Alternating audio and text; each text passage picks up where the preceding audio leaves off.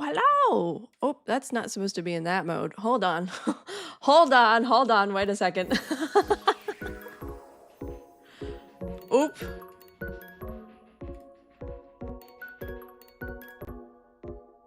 You scuff already. Oop. Yeah, enjoy your lurks. Oh, I forgot to put. Okay, let me put. I'm ready. I'm ready. Sorry, I'm 15 minutes late, of course, as per usual. That's your Straub. But hello everybody. I'm Strawberry Stardust. Welcome in today. Today we are doing Straub's Game Dev Chat stream. Yay! Let's get some BGM in here real quick. But hello. I hope your Saturday or whatever day, if it's Sunday for you, if you're in the next time zone over, I hope it's going well.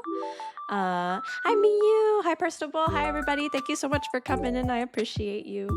I appreciate you and your support. You the bestest. Let me turn that down a little bit. But before we get started,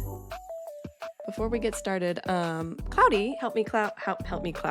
Cloudy, help me Cloud. Cloudy, help me code really quick a little question command. So if you have a question that's happening along while I'm chit-chatting, while I'm, blah blah blahing, yapping away, and not always consistently checking chat because your girl has grandma eyes, you can do question or exclamation mark Q and then type out your question with that exclamation mark Q, like a space in between.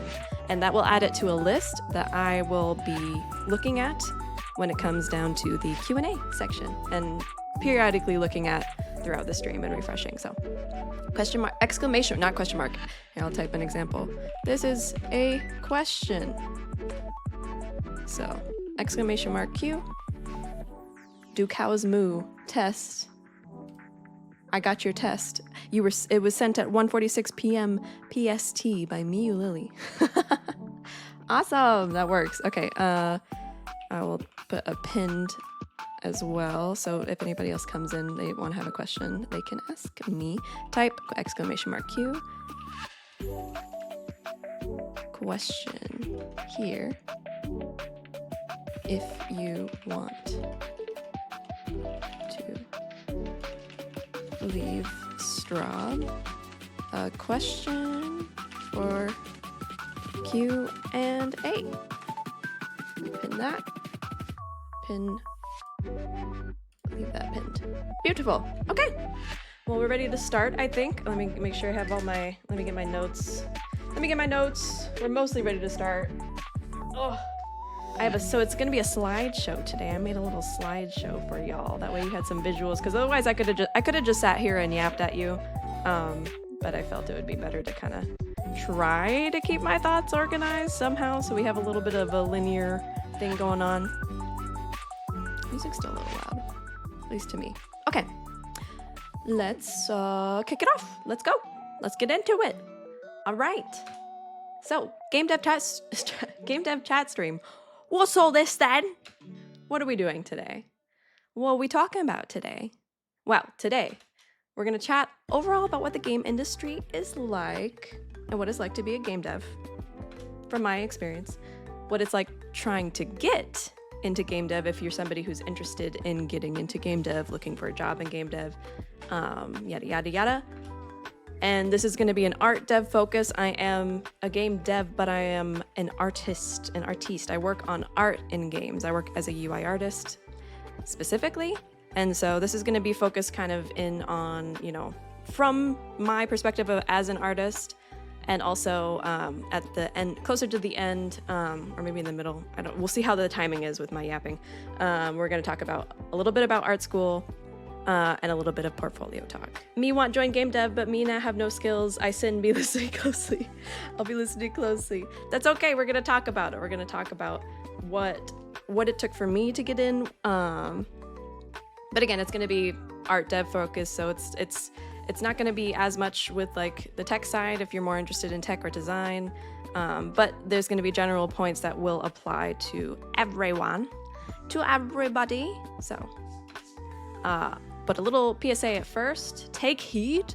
This is one perspective. please keep in mind that this is all based on my experience alone, because my experience is my experience and that's all I've experienced.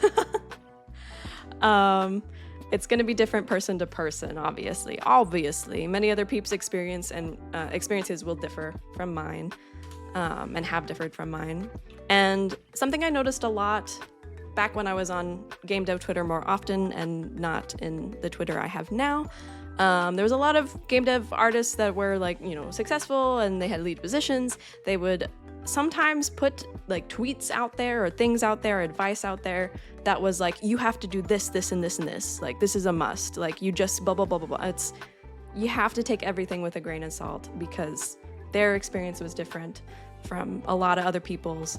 They come from different backgrounds, and I'll get into that next point. Me, I'm a relatively well-off, US-born, white, cis, bisexual woman. And that very much shaped what my experience was like, given the privileges I do have.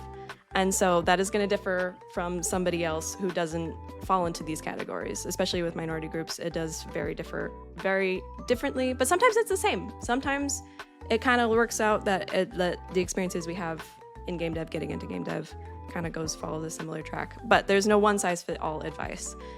So know that. Take what you need with a grain of salt.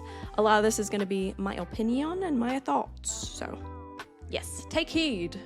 That's my PSA. Next slide. I'm actually going through I guess it was just the beginning ones. We'll see how fast I go. But who's Strab? Who is me? What is my experience? Why am I talking about this? And what are my qualifications? I'm Strawberry, as you know. I specialize in 2D art and UI art in games. I also do a little bit of Unity particle effects, that kind of thing. And I've been in the industry for 6 years. Not very long compared to a lot of people, but long enough at this point that I am well jaded, well experienced in lots of situations in the game dev, and I feel comfortable talking about it from a standpoint of letting people know what it's all about and what goes on, what's the happenings. I've worked at multiple studios, both contract and full-time, and now I'm currently freelance. So I've worked all different kind of corners. That's a lot of years. It still doesn't feel like it sometimes, but I guess 6 years go by too fast. What the hell is time? I don't understand time. So I've worked at all angles of this industry. I started off as a contractor. I worked as a contractor for Minecraft for 2 years. That was my first job. My next 2 jobs were full-time. And this current job, I've only had 4. I've only worked at 4 places, is part-time freelance. So completely all the angles, I've experienced them. And they're all different. Yep, first job was at Minecraft, where I made the Moo Bloom. That's one of my most well-known accomplishments, my favorite accomplishment, one of my most cherished memories. I also made all the ones you see here, Cluckshroom, yada, yada, yada. Lots of things. And I currently work at Pokemon Go. Part-time freelance. That's the part-time freelance, baby. And then before I went into the industry, I did go to school for art, digital art and animation, and with more of a game dev track focus. So that's me. Why did I choose the game industry? Well, video games are cool. Number one, they combine the 2 things I love, art and fun. For real. I grew up playing video games as most millennial kids did. I loved my Game Boy, I loved the Wii, I loved my DS, everything. Video games are cool. You're so right. Yeah, here I am. Here I am playing video games on stream. I make video games during the day. Like it's something that I've always loved and always enjoyed. And as soon as I found out that it was a possibility for me to combine the things that I love and do it and work in video games, I was like, well, I think I want to do that. They are so cool. Oh, I didn't mean to pause the music. I wanted a creative career. I had always wanted to be a creative. I originally wanted to go into music. I was very, very much a big band nerd. I've talked about that many times before, and thought my focus was going to be on a music track. Thought I was going to go to school for music, but then I was like, I have 3 options. I can become a professional musician. I could become a teacher for music, or I could make an attempt to join bands or orchestras or wind ensembles and, maybe wait possibly years for, chairs and seats to open. And that seemed to scare me. I wasn't sure what my other prospects could be because I was focused not on producing. I had no idea even producing was a thing. And so I was like, I don't know if I could do that, but I still want a creative career. Well, okay, shift to drawing. And I was hopeful that, maybe this would be enough to live on, because I've heard being an artist is hard, and my parents also heard that being an artist is hard, and I'm like, oh, it's kind of in tech. Maybe I can survive. And then I wanted to also, I had to have and still have that dream of working on The Sims and working at Maxis, because that is one of my all-time favorite games. Childhood, teenhood, played it throughout my life, and it would be a dream come true to work there, but we will see. We will see. So that's me, and that's why I'm talking about this stuff today. So let's get into the meats of this. So what's it like? What's it like in the game industry, you ask? Well, let me tell you. What's it currently like?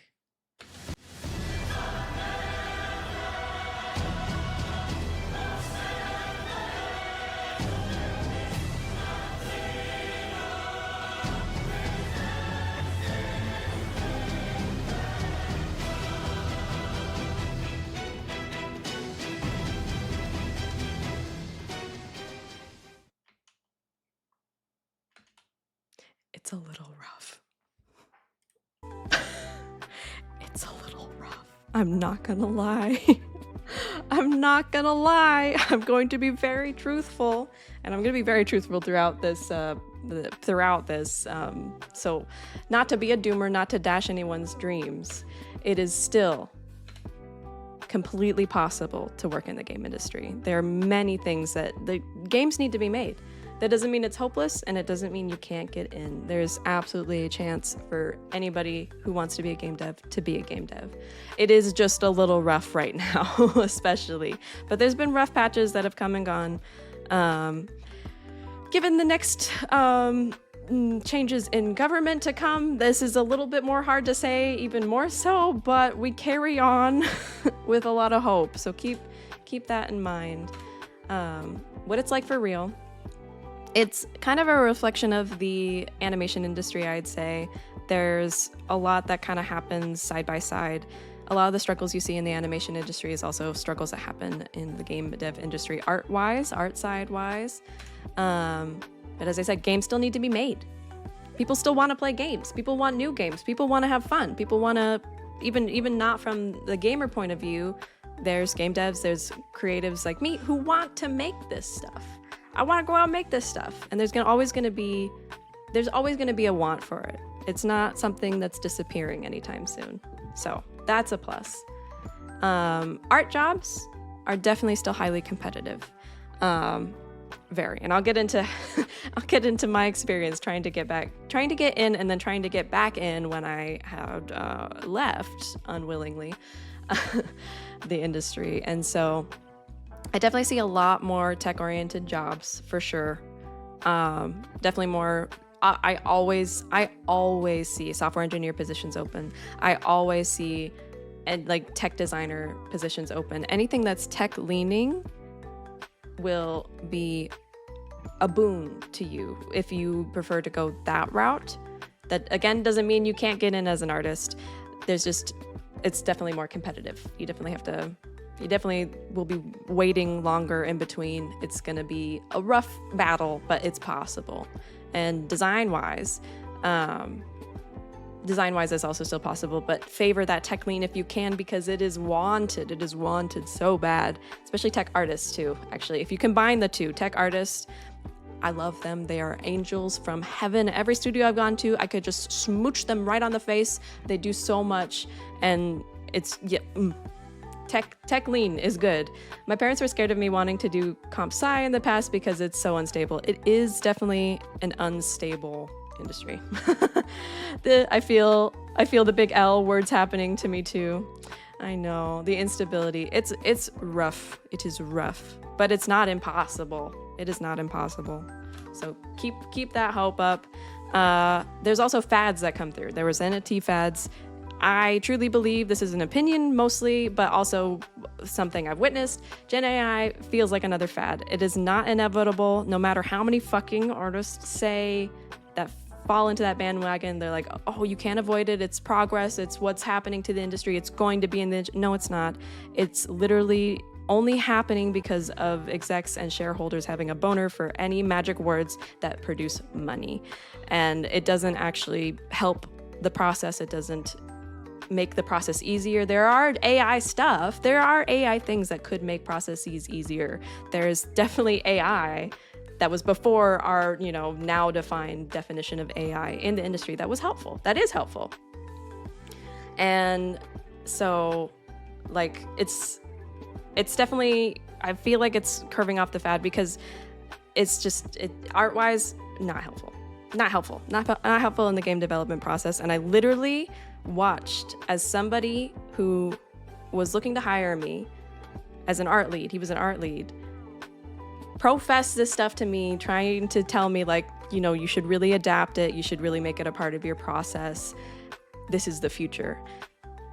2 months later from him trying to hire me, he was laid off from the company. Like, not because they were doing mass layoffs, literally just because they fired him. Wasn't helpful. Basically, one good Gen AI thing I've seen specifically for medicine, basically AI will take notes for you and prompt you to fill in the gaps when talking to patient.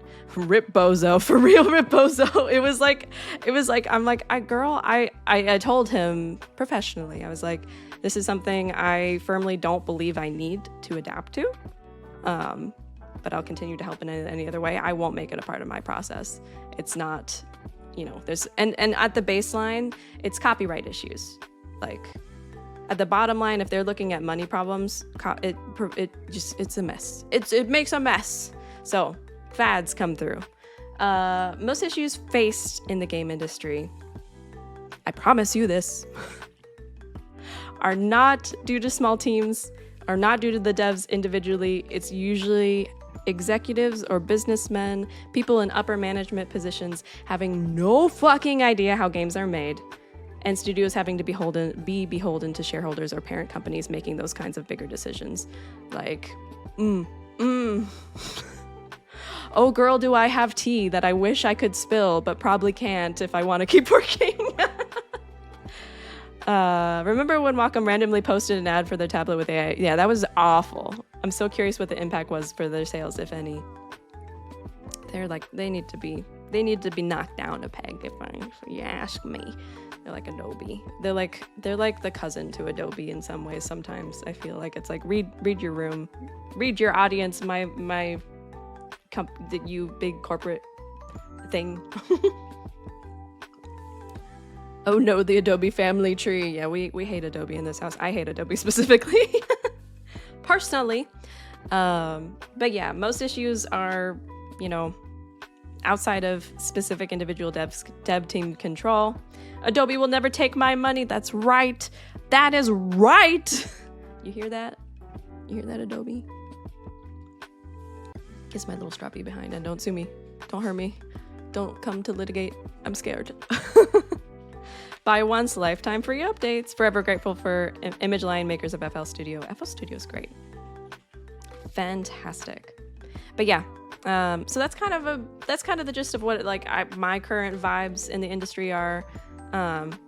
Adobe takes too much of our money. Yeah, I have Adobe After Effects because I haven't found a good replacement. But I did get rid of Adobe Illustrator. I have not touched Photoshop for my personal stuff for years. I'm still required to use it at my current job on my work laptop, but shit, so cash. Oh, FL Studio on my Adobe is all up in the school system, so new grads only know exactly. Get that shit out of here. Get that shit out of here. They have such a stranglehold. Like, down with monopolies, please. Can we actually destroy the monopolies, please? It sucks, bro. It sucks. But yeah. So, these are my takes of the current state of the industry. Yeah, it's a little rough, but like again, there's been an up and down to game dev. You know, a lot of people before me had been through a lot, especially the people who were here in 2008 trying to get a job, through working through that I hear was some wild times.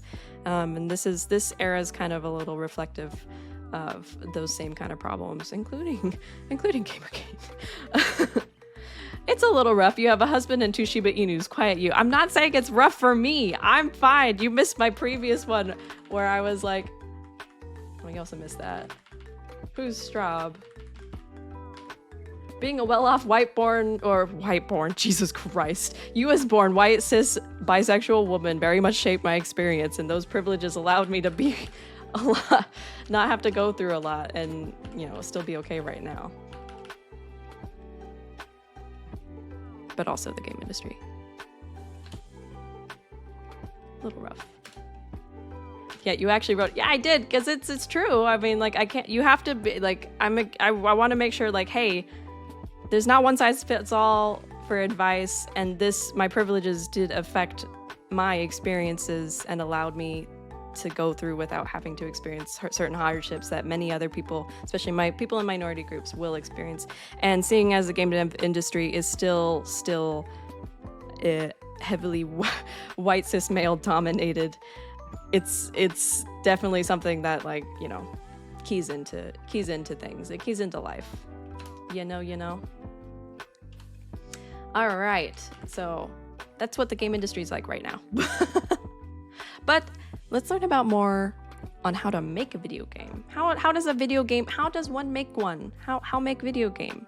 How does it become video game that you play on your Pooter or your Switch or whatever console have you?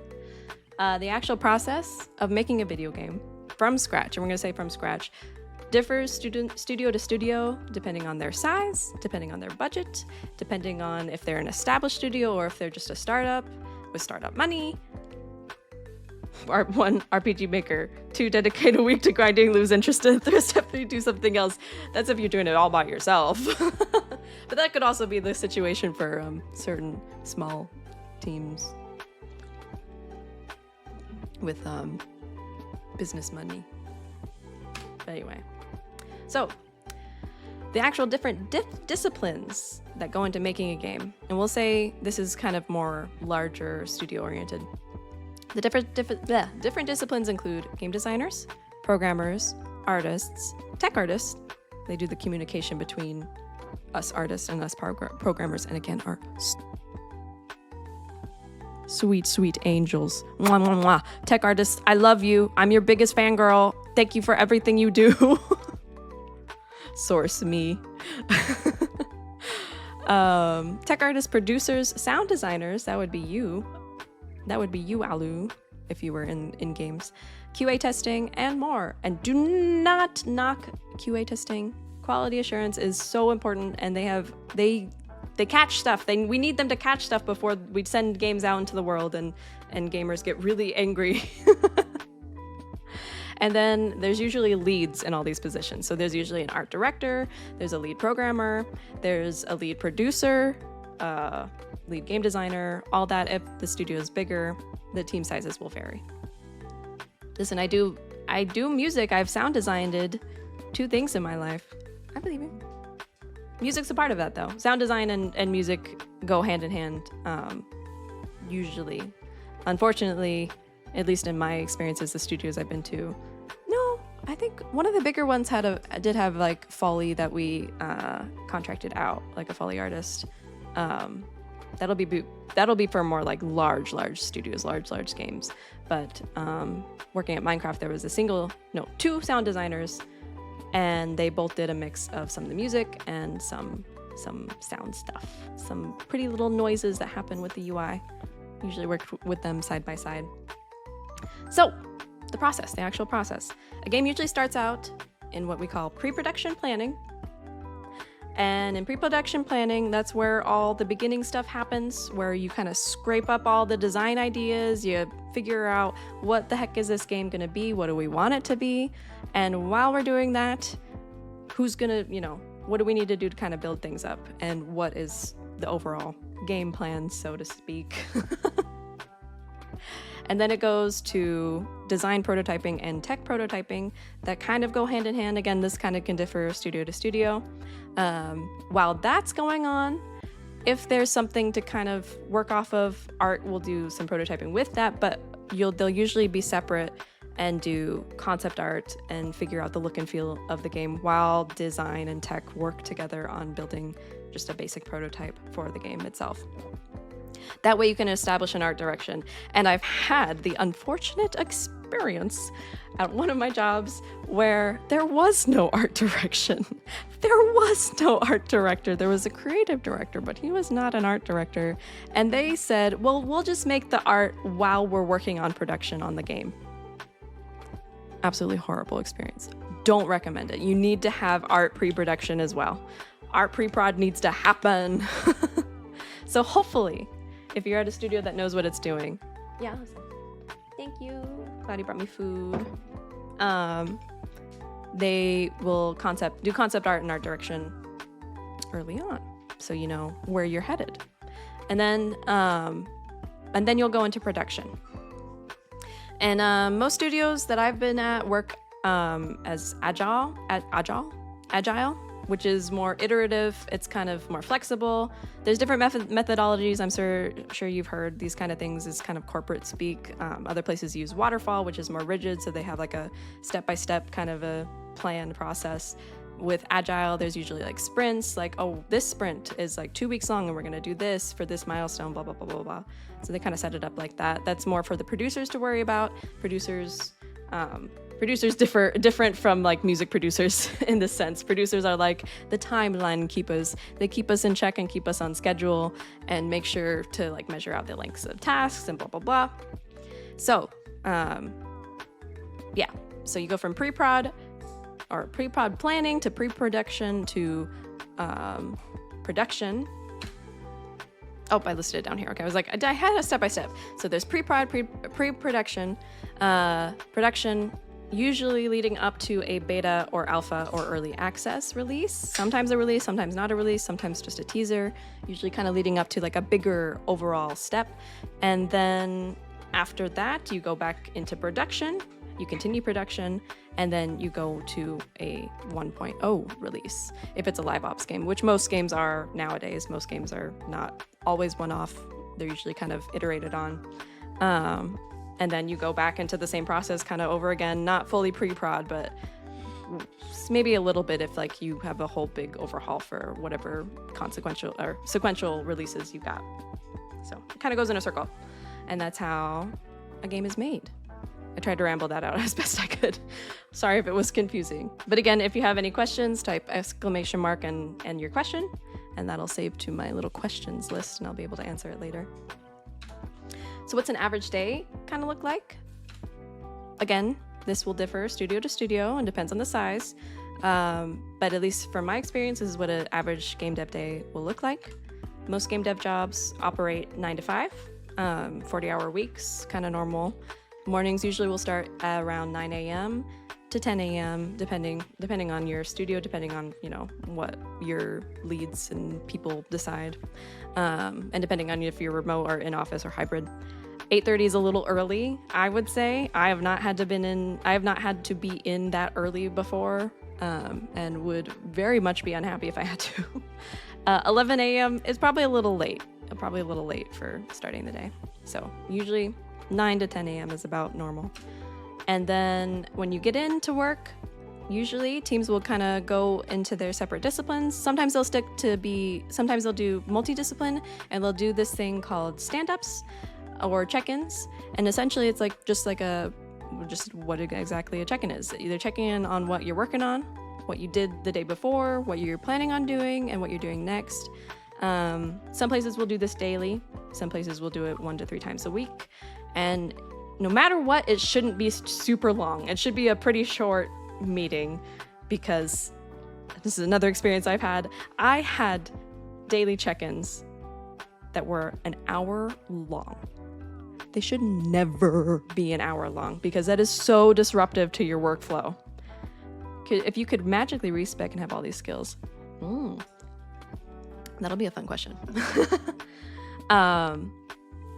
Yeah, I've had check-ins that were way too long. You really want it to be quick. That's not the time for, at least art side, that shouldn't be the time for everybody to get critique. You just want to quickly show what you're working on and then move on to the next person. And then later on, usually an art lead or whoever your lead is will come in and do like more personal check-ins with you and see what your work is, blah, blah, blah. I cap mine at 15 minutes and I check out. Yep, that you want it to be nice and quick, nice and easy. You don't want to go over time. And that's not on you, that's on whoever's running the meeting. Whoever's in charge of those stand-ups or check-ins, they need to make sure that people are moving along and we're moving along and that meeting does not last more than an hour or more than 45 minutes because that's just crazy. That's just crazy. And then you're off to work on your tasks.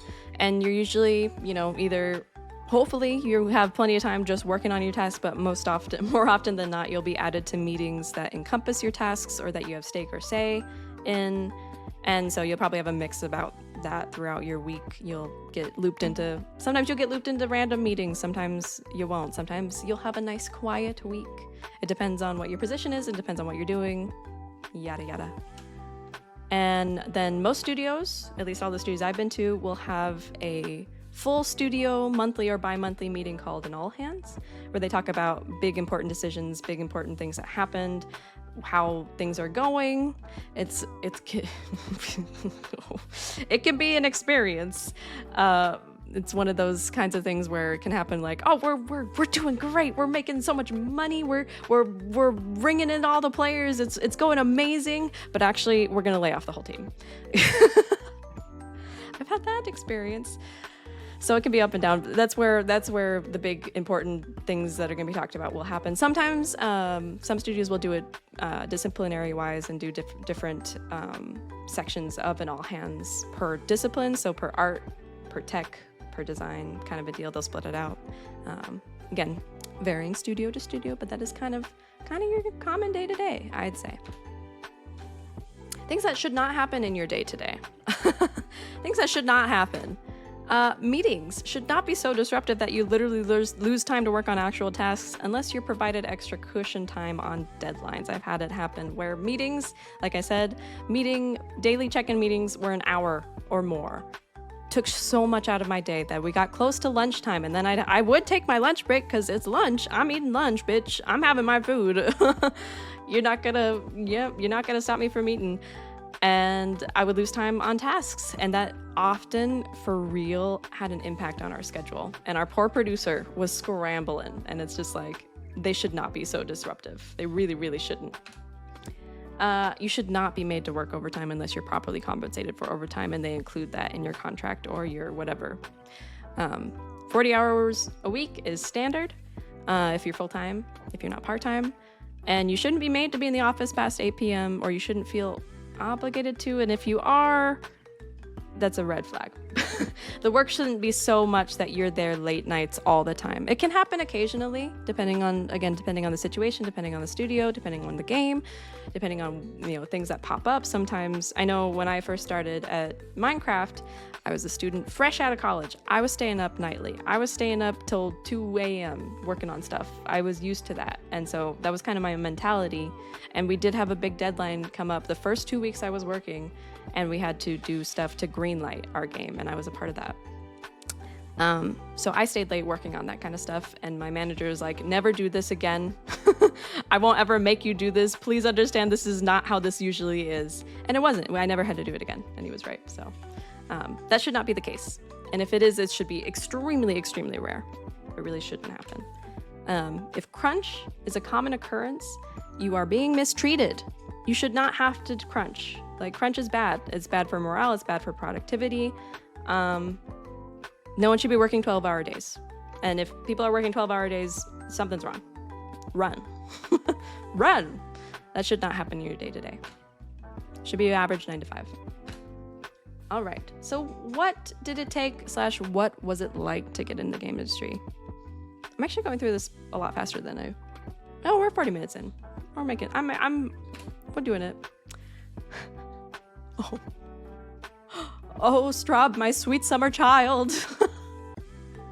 What was it like? What did it take to get in? I'm so sorry. I don't want to be a doomer, but we're going to get into some more real stuff here.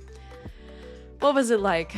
What did it take? What was it like to get in the industry? When boiled down to it, it was a combination of things, but mainly luck and timing. There are other factors, but often it really felt like it was luck and timing. Just because too, I'm in the more competitive side. It is you're neck and neck with people who have lots of experience. You're neck and neck with people who are just out of school with lots to show and lots to prove. You are trying to stand out, but it's hard. And sometimes it's not even the fact that like it's usually most often not anything to do with your skill level. It's oftentimes they want people or studios will want a specific thing, or which I've had an experience of, they'll interview, things are going well, and then it turns out they actually don't have the scope or budget to bring you on for whatever they thought they could. And so things get shifted that way, or they need to go with somebody else who's more short term or who's available now, blah, blah, blah. There's lots of other factors that'll go into it, but it often getting that first interview, getting the test, getting in is lack in timing. But also, experience is important, unfortunately. Personally, I feel like, though, you have to ignore there's so many junior job postings out there that are like, you need 3 to 5 years of experience. Ignore that. Throw that away. That's usually a good, like, they use it kind of often sometimes as a screening thing to kind of get you to feel like, oh no, you can't. But if your work stands out enough, it's not going to really matter at the end of the day. Like, if they like your work and they think it's going to fit, that doesn't matter. Like, I'm pretty sure my Minecraft application, they were like 2 to 4 years experience, would be nice. Sorry, the music was distracting me. But I was fresh out of school. I didn't have any outside industry experience. I just had my experience from school, so it worked out. There's no entry-level game positions with 0 experience, but personal experience does count. You can use your personal experience to be like, hey, I made this thing on my own. Hey, I did things adjacent to what I could work on. This is what it's like, and this is how I blah, blah, blah. And out of industry experience is also fine. Say you worked on, again, an adjacent industry, or worked on, like, say you're an editor and you're applying for an editing position. They have those. You can incorporate that into your resume, into your portfolio, whatever. The only thing I will say is 0 experience, like, you don't have anything, like, you don't have any practice looking at, like, the basics. And the basics, I would say, how would I describe? Like, if as an artist, if I were to go apply for a UI art job, straight off the bat, I hadn't practiced anything on my own. I hadn't looked up, what UX is, what UI is. I haven't made any kind of art that shows that I could make UI.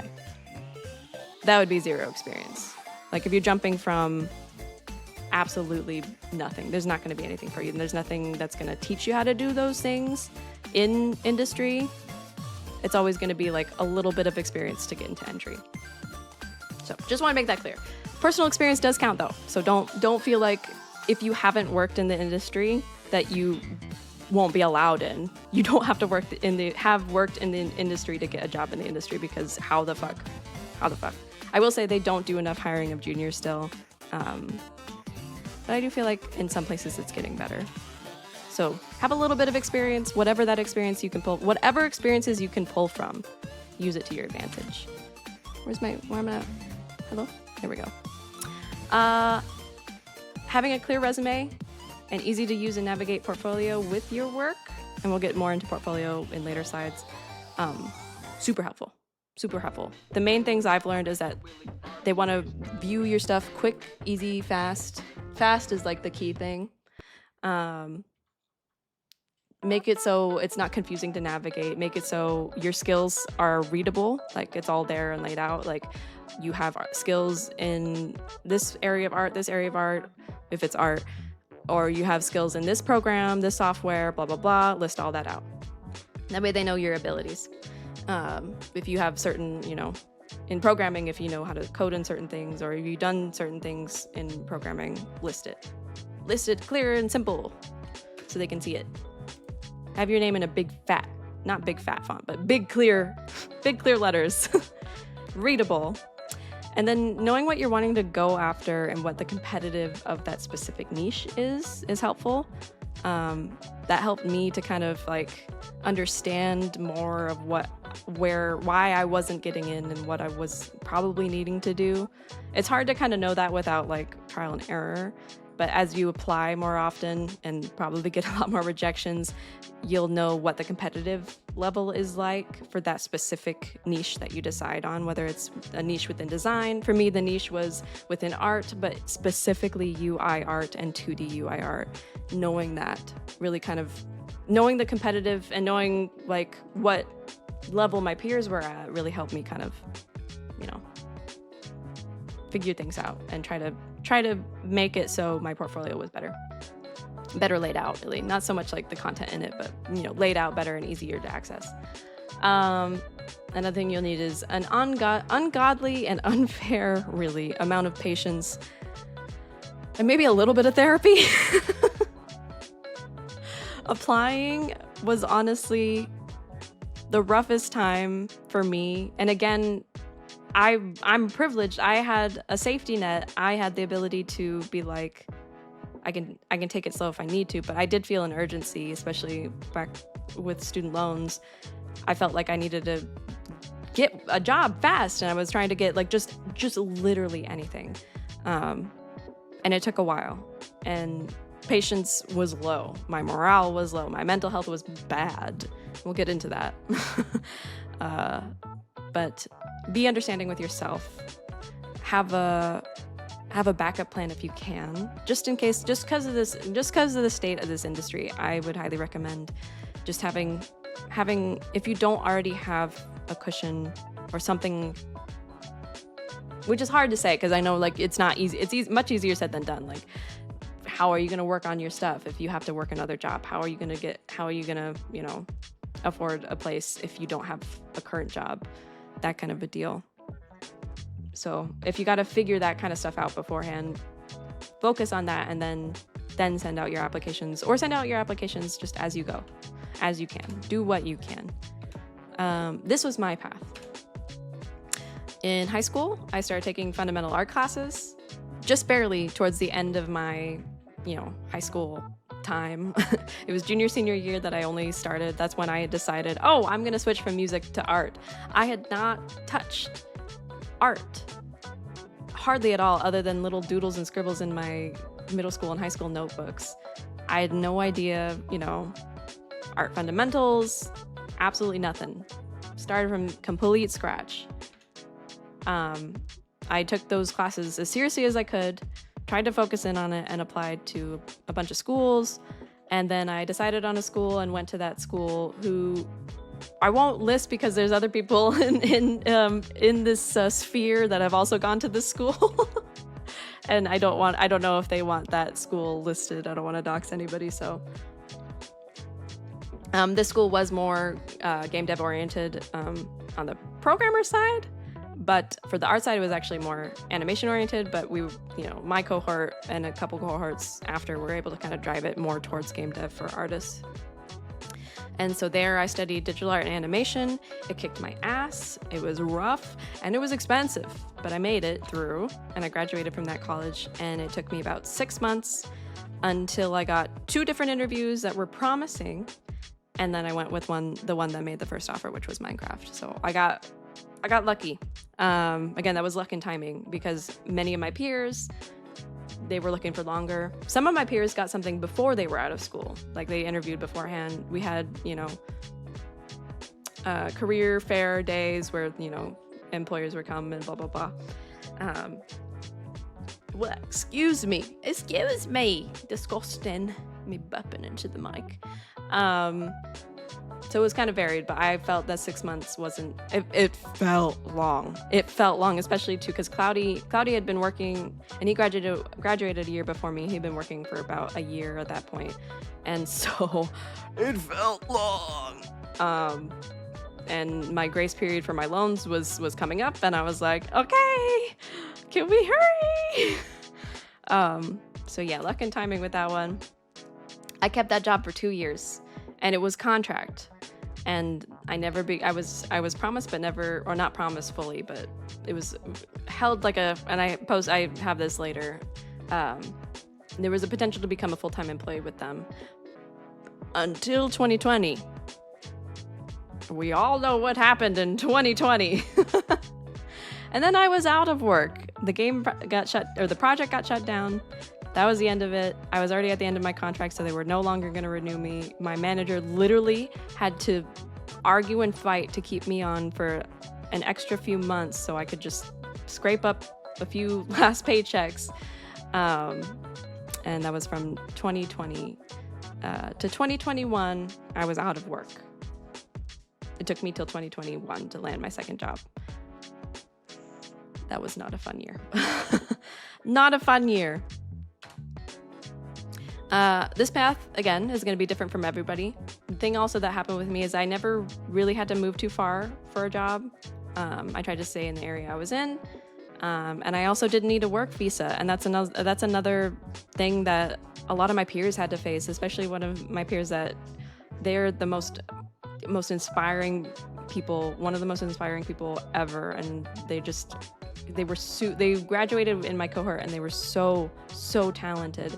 And they had to not work in the States anymore because trying to fucking fight for a visa in the States was such a pain, especially with, layoffs being such a easy thing that happened in the game industry. They ended up working, they ended up moving to up north into Canada to work in Canada instead to get a visa there because it was such a pain in the ass. So that's another challenge that other people probably face and might have to face, and is a pain again in the US because US, woohoo!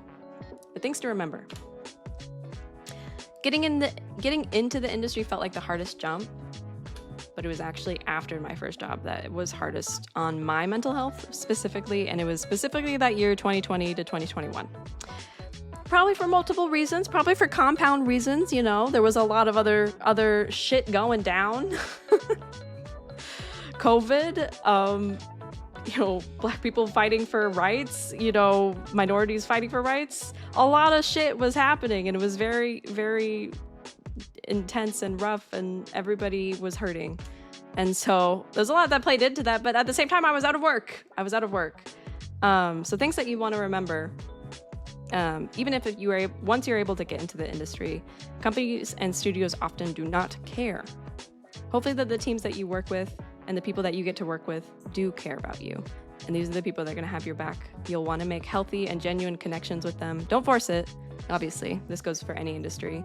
Make as genuine connections as you can. There'll be people that you can, come to rely on down the road, or they can come to rely on you. You want to have good connections, and that'll usually happen as you go. And know that you're so much more. You are worth so much more than any labor that you can give or anything that's extracted to you in order to get a paycheck. It's way easier said than done. And that feeling hit me the hardest. My self-worth plummeted. I felt worthless. I felt just like the shittiest shit I could feel. I don't even know. My mental health was in the poo-poo toilet. Because I felt so worthless, because I couldn't get a job. And I pinned a lot of my self-worth on whether or not I could get and keep a job, and felt like it was a big me issue, when in reality, there was a lot of factors that played into it. And one of the things that I went back to look on, I saved a quote, I think back in May of 2020 or 2021. Where is it? I'm gonna find it because it's a good quote. And it literally that was the first thing that kind of helped me lift my brain out of that state was, after every rejection, remember the nuance of each situation and remind yourself that you are worthy, even though when the world feels like it's telling you you're not. Because you are. You're worthy. You're worth more than any job you can get. It's just a way to survive. So many people right now are getting laid off, turned down for jobs. And if you're doing what you can, you are doing enough. And you're worth the chance that companies might not give you. You are absolutely worth that chance. And being unemployed doesn't mean you're not good enough, period. You deserve to survive, you deserve to chill, you deserve to do what you want to do and make your dreams come true. Everybody deserves that. So you are definitely worth a chance that companies pass you up on. And it's okay to feel that demoralization. No, like the thing that I felt during that time the most was that it felt like people wanted to play off the demoralization, how demoralizing it was to get rejection after rejection, ghosting after ghosting. Nobody really talked about it and nobody really focused on it, obviously, because it sucks. It sucks to focus on it. But like you might feel that. Hopefully you don't have to. I'm hoping nobody has to face it because I hated it and I really hate the idea that other people would have to go through that. But know that it's okay to feel that, and you are perfectly fine to be angry, upset, annoyed, frustrated, sad, hurt, all that. Just stay on track, and if you know what you really want to do, just do what you can, and that's all anybody can ask of you or be allowed to ask of you. So sorry to get a little deep and serious, but this is that time sucked. That time sucked. More things to remember. Oh my God. Okay, maybe I shouldn't have stacked up all the like the bummer stuff together, but we'll get to the happier stuff, I promise. Sorry to be a little doomer. Sorry to be a little doomer. There are things that suck and still do suck, and that happened in my experience. Some of these things were applying for 6 months out of school, like I had said, total of 3 interviews, one of which I failed. I did fail an interview, and that was interesting, and that kind of sucked. Working at a job, getting that job at Minecraft, working at that job that I loved. I literally would walk into work, and literally, because it was, I didn't live too far from it. Lived in a nice spot for that job. I would walk into work, and I'm like, if I could just do this forever, I'd be happy. This is my dream. This is my dream job. I've landed it. But then, I was riding on that high for about like 3 months, and then the anxiety hit because I was on contract. And I was left to anxiously wonder what my future was going to be. And I wondered that for months because they kept renewing my contract because I was doing good work and they needed me on the team.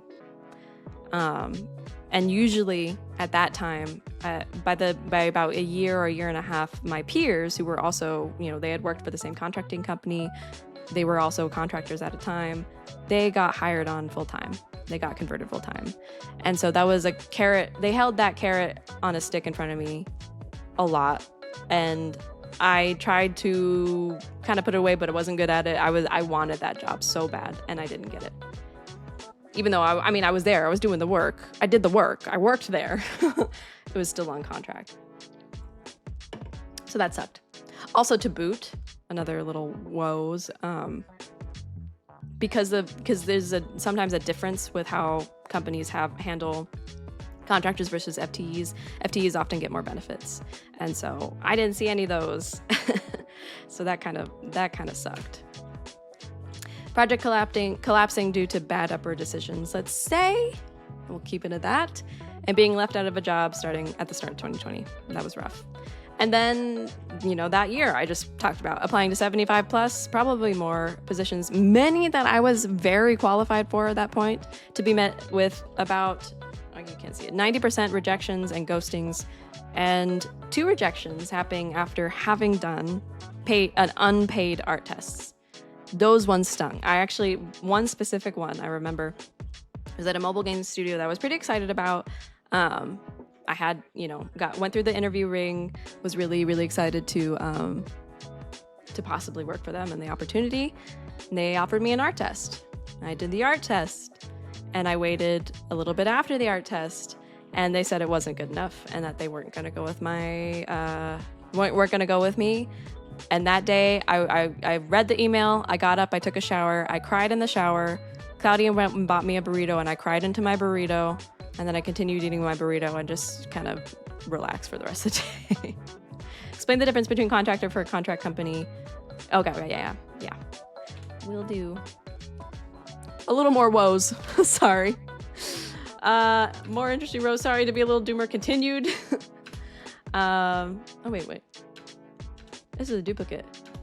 What happened? Wait a minute.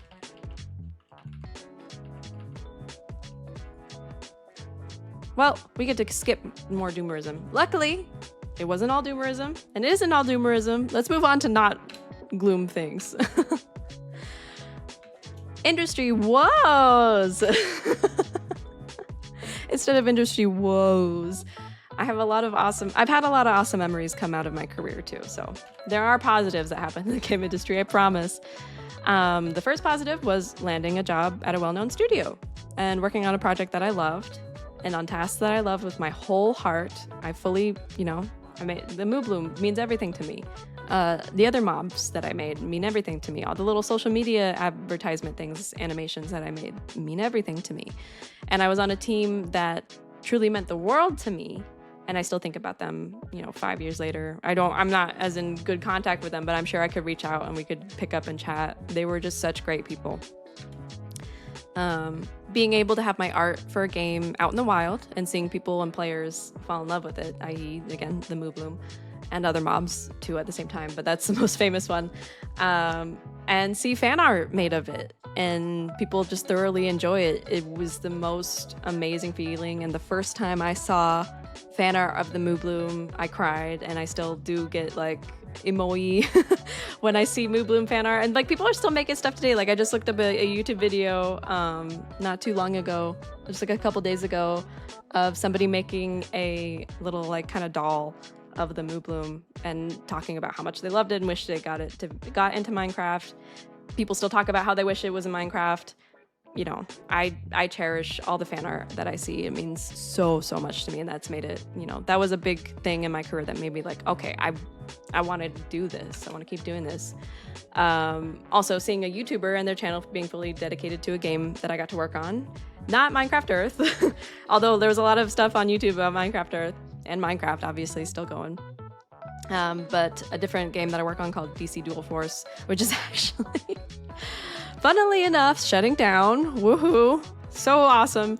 But it was up and running for a while, and this YouTuber had their whole channel dedicated to it. That was their thing, and that was their niche. And it was so cool to be like, hey, I worked on, like, oh my God, there's my UI icons. Holy shit. That's there. They're watching it. They're playing it. They like it. And they're talking about it and sharing it with other people. That's wild. It's a wild feeling and another really cool feeling. And then learning things I never would have learned had I not met the people that I did along the way in school and in industry, and even along the way outside the industry. Like it's lots of things that I wouldn't have been able to do or learn about, especially with this current job that I have.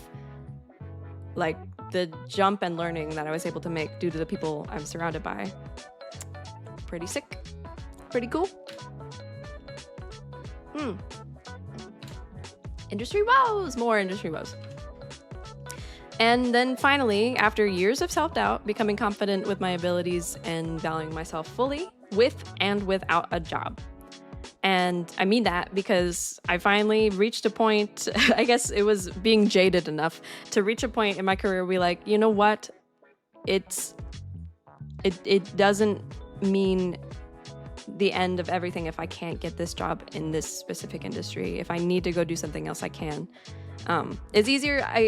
It's harder coming from my perspective, or to hear it from my perspective, I'm sure, because I'm currently in it. I was in it. I got to be a part of it. I did do it. It did take me a while to kind of reach this conclusion of being okay with like, you know what? I don't need it. Also, a safety net that I have allows me to do that. But at the same time, if you're able to find your value and your worth beyond having a specific type of job or having a job, needing to, do that, find it, you are worth so much more. And then another thing that's been cool is watching my friends achieve their dreams. That was always like, especially after working with them in certain places together or going to school with them, seeing them do things in the industry, outside of the industry, big Rainy shout out. Watching them succeed and do the stuff that they love to do, no matter what it ends up being, has been amazing. In industry and out of industry. Learning how to lead when I never really thought I could be someone that could do that or be someone that could be turned to for help. And this is specifically in the industry. I really never thought I could achieve that. But in my couple of past jobs, my past job before this one, I did take the lead because we didn't have an art director. and I kind of pushed for things, and I fought for things, and I helped defend my newer coworkers and helped, build up, a help system with them so they could learn stuff and learn what they did. You did great. Thank you. It took a lot, but I didn't think I could do that. And I would never have found out that I could do that if I hadn't decided to keep going with my career. And so industry, whoa. Seeing a game and features come to life from the ground up and knowing I had a part in it with my fellow peers is cool. Although I do say a lot, especially as I've been, applying for more, I hate working on a game from ground up. I want to work on established games so bad.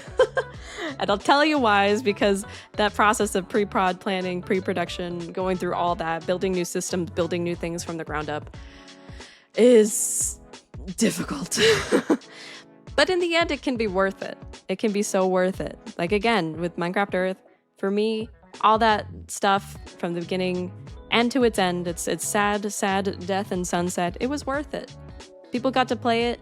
There was things they did not like about it. There was a lot of complaints. People hated a lot of things, but people also hated a lot of things about Pokemon Go. So, it was cool. That's fucking cool to see such a thing come to life. You're so real for that. For real, give me established stuff. It's so hard. I'm tired. And currently getting to work that's on a game that's played by so many. It took a while to get here, and this is something that doesn't always happen. Like, I didn't think I was going to get to do something, other than Minecraft, obviously. But I specifically mostly worked on Minecraft Earth, so it was mostly Minecraft Earth. Getting to a point where I could be like, yeah, wow, the thing that's releasing on blah, blah, blah is going to be seen by like a bunch of people. And I'm like, holy shit, what? So that is also cool. So these are pluses of being, sticking to your guns and working in the industry if you can. It's pretty cool. More meat, things to remember. I don't know what's in this side. Oh yeah, here we go. Kind of cover both pros and cons of working in games. Sorry, I'm getting warm. Very warm. Pros and cons of working in games. So in the end, is it worth it going into the game industry? Yes and no. Yes and no. The answer's always, obviously, this is an obvious one. It's gonna depend. But if you are passionate about making games, you love the process, want to do it, it can be worth it. For me, getting to see the things that, made me happy, the things I talked about, getting to see people enjoy the art that I got to make, made it worth it to me. But it's also okay if your passion doesn't burn as brightly as others. Some people are going to be way more passionate about it than you are. Especially me at this point. Like I said, I'm very jaded. I've been jaded by the industry. It happens. It's a rough industry, and it's okay to be jaded. And it's okay that you don't have to keep the passion that you had as somebody who's in school. That doesn't always have to continue the same way forever, but you can still stay and enjoy it and have it be, this is my job that I like. I don't love it all the time, but I like it, and that's okay. Or it could be something that you love for a long time. Straub Dance Groovy. That's on 88 Designs. Go check them out. So the cons are, as I said before, layoffs, lack of diversity. Like I said, it's still very much a white male, cis male dominated space, which is not a bad thing, but also not a good thing, because we want to see more perspectives in the games and have more games that represent more people and have more people enjoy games. That's all that's about. And have more people that are talented have the opportunity to make those games, because there's a lot of people that are passed over for the wrong reasons, clearly. Devs being undervalued altogether or underpaid. The pay in the game industry can be rough, depending on where you are.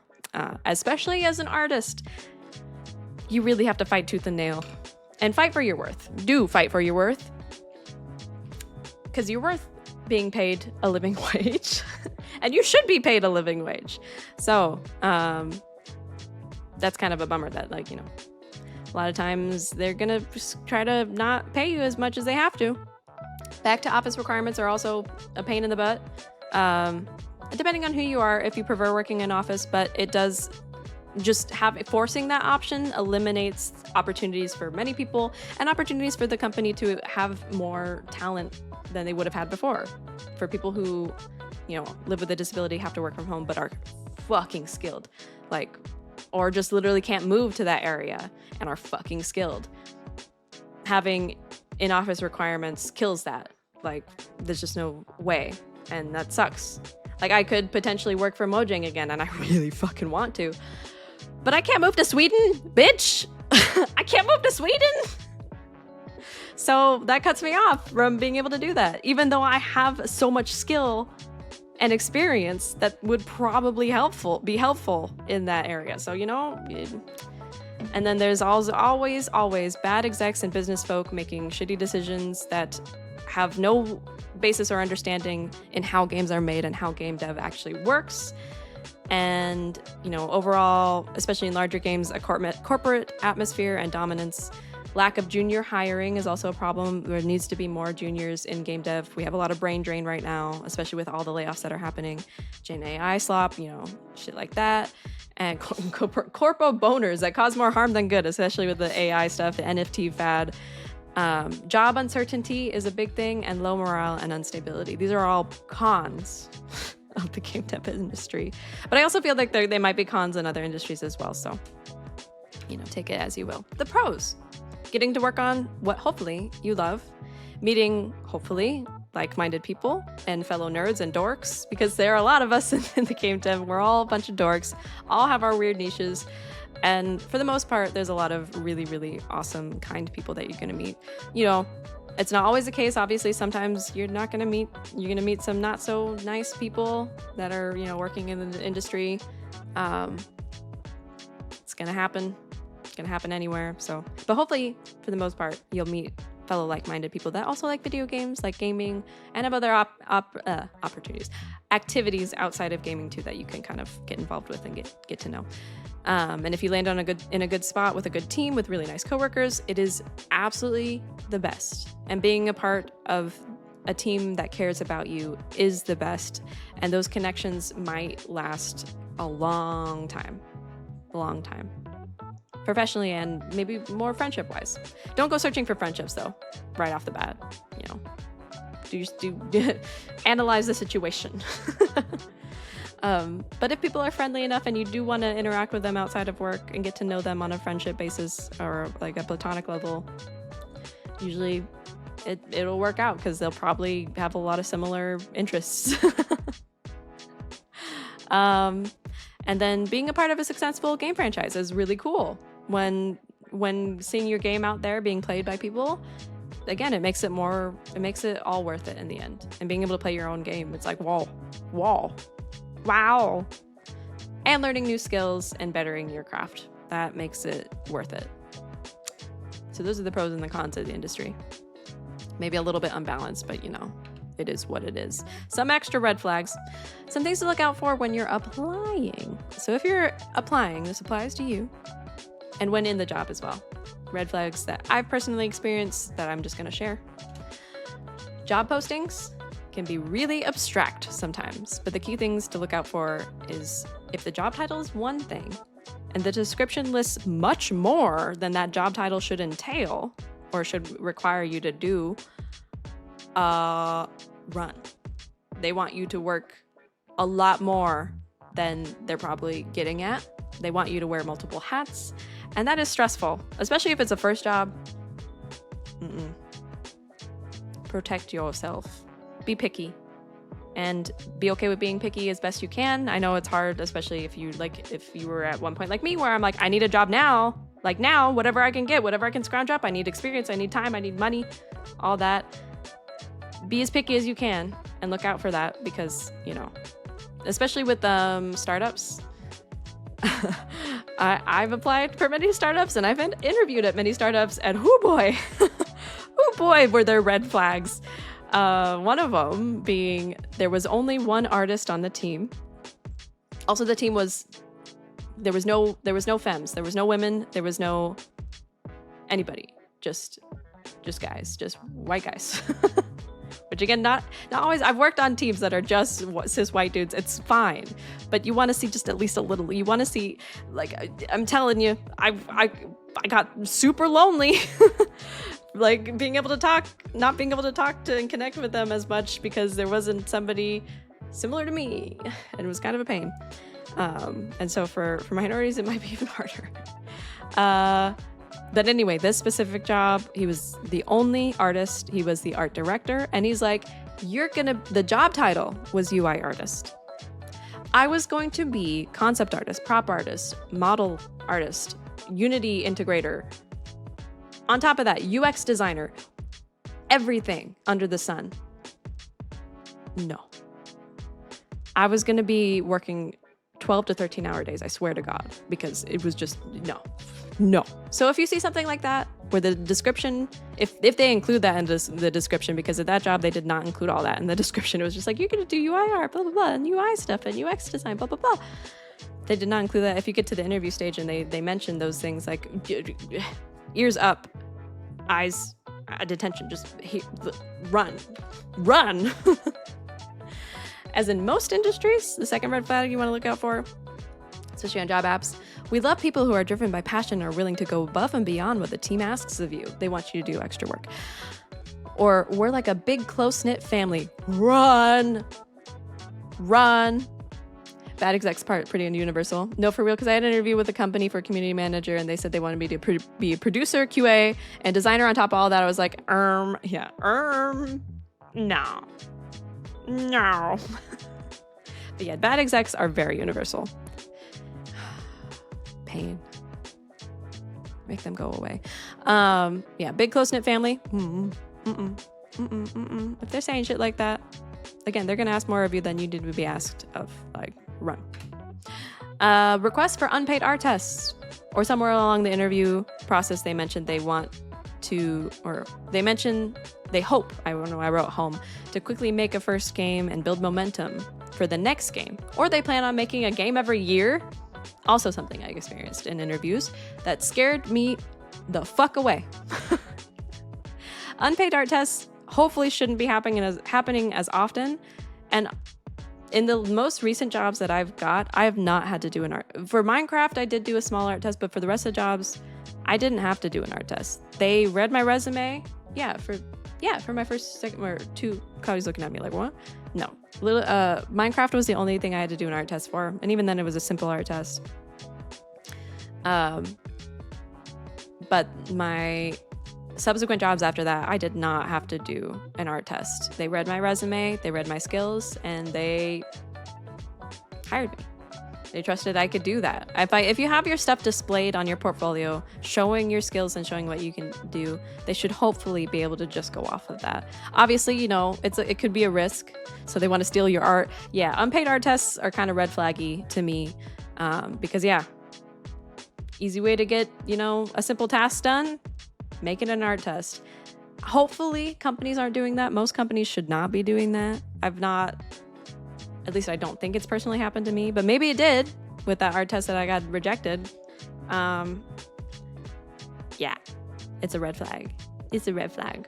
And then the other two things, if they mention they want to quickly make a first game to build momentum for their next game, run. You can't build a game quickly. You can't make a game quickly, no matter what kind of game you think it is. You can make a programmer art game quickly, but if you want a fully fleshed out game that runs relatively well, not very buggy, and is nice to look at, that's not happening quickly, bitch. That's not happening quickly. And another experience I had in an interview was like, oh yeah, we make a game every year and then we hand it off to a third party and then we continue on a new project. Run! I was like, what? No.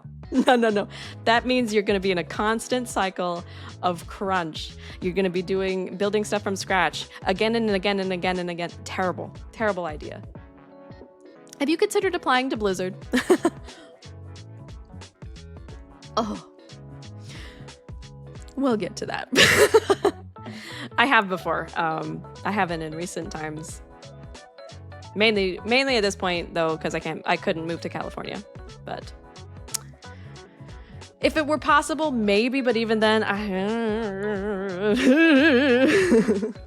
don't know.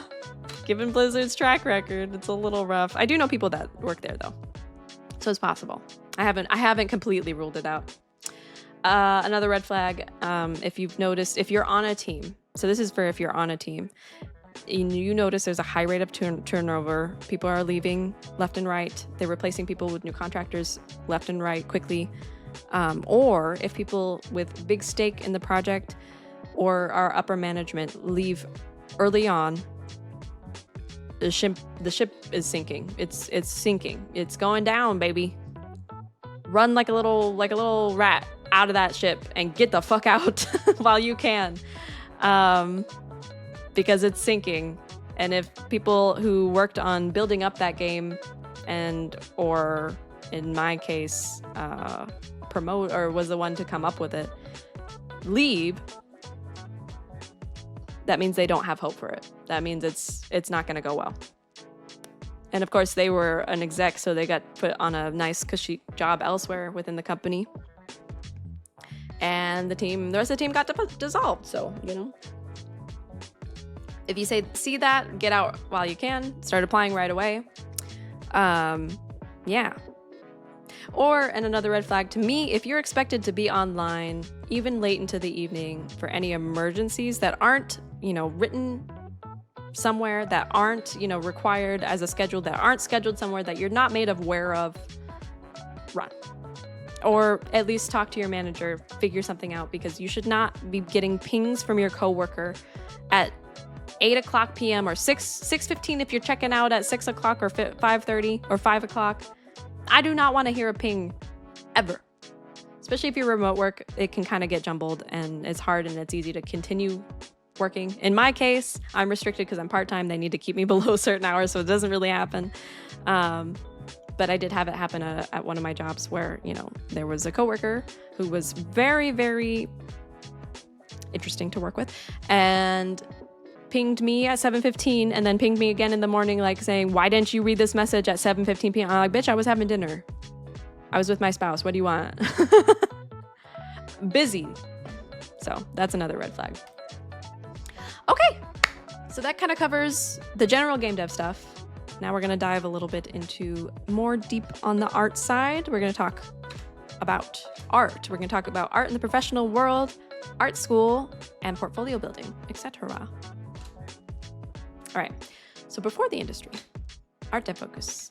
Let's talk about art, first of all, in the professional world in general.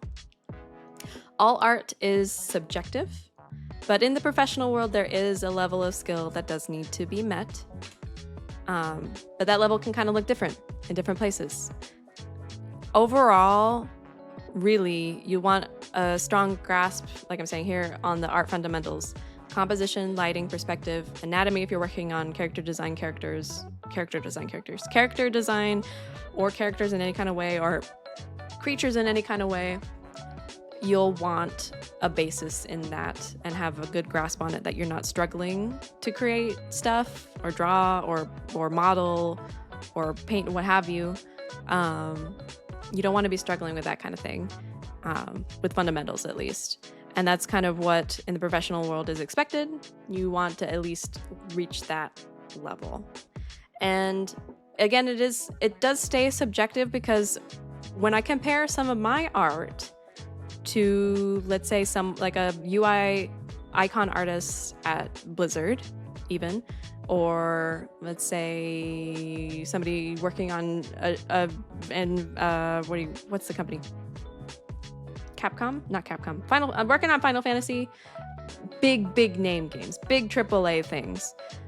My work's not up to par to fully, do it or be a lead or, yeah, at least I think. But I am very much still at a professional level, as I've worked at other places and met that professional level. And that doesn't mean like my work is, worse or bad in some way. It's just not at a certain level or not quite the right fit for a lot of places, but are a fit for other places. So It's still kind of subjective, but at the very least, you want to have the fundamentals. And if you can have that, you can always grow your skills. And it's not all about drawing, obviously. Having these fundamentals will help you in every aspect of other mediums and other art. Having these fundamentals help me in making good UI, in making good UI animations, in making good particle effects, in making all around, stuff that doesn't have anything to do with drawing. It's all about, again, the fundamentals. And I think I missed out saying here, the fundamentals of animation are also important, but you kind of learn that with your art fundamentals as you go. And I have some, I have resources that I want to share. I'll have to put together a document though of more as I collect more, because there's a lot of great resources on animation and fundamentals and stuff. But yeah, it's not always about drawing. This is all applicable to all forms of art. And what you'll want to do is hone your work aimed at the places that you'd like to work for, but don't feel like you have to perfectly match your art or your portfolio to every place that you want to apply, or to that place that you want to apply. Just do what you can to kind of grow your skill, to aim in a direction. That way you don't feel directionless. It kind of helps as a guide to help you hone your craft. Yeah. Like observe, and also another thing, observe the skill that you see at those companies, or you see coming out of those games. Obviously you're seeing final product, final finished work when you're viewing a game, hopefully at least. But it'll help to know. It'll help you figure out kind of what you should be aiming for, what you should be doing. And also this applies to like what kind of work are you doing? If you're an environment artist that wants to do 3D environments, you're gonna look at 3D environments. You gotta look all around at what your peers are doing, what the professionals are doing in the industries that you want to, or in the studios that you want to work at. Take a look at those portfolios, look up portfolios, and kind of try to aim that way. And the biggest, most important thing to learn, and that kind of goes in that direction, and looking at other people's stuff. This is my opinion. This is how my brain operates on it. Oh, it broke. Oh no. Toxic comparison versus critical comparison. This is something I came up with myself. While being able to discern your skill and avoid toxic comparison, you want a discerning eye. This got all messed up somehow. Toxic comparison is just as it's. Where am I missing? Hold on. I had critical comparison first. Oh, where'd it go? Hold on. Oh God. Oh, scuff. Hold on. 1 second. 1 moment. Oh, it's not showing the right one. I'm gonna hide it. Hold on. Look away. Oh, the first scuff. The first scuff. I'll cut this out of the VOD. Don't worry. I got it. Let's bring up Clip Studio. Hold on a sec. We're missing a slide. Also, I gotta go back to the right tab. My B. Huh?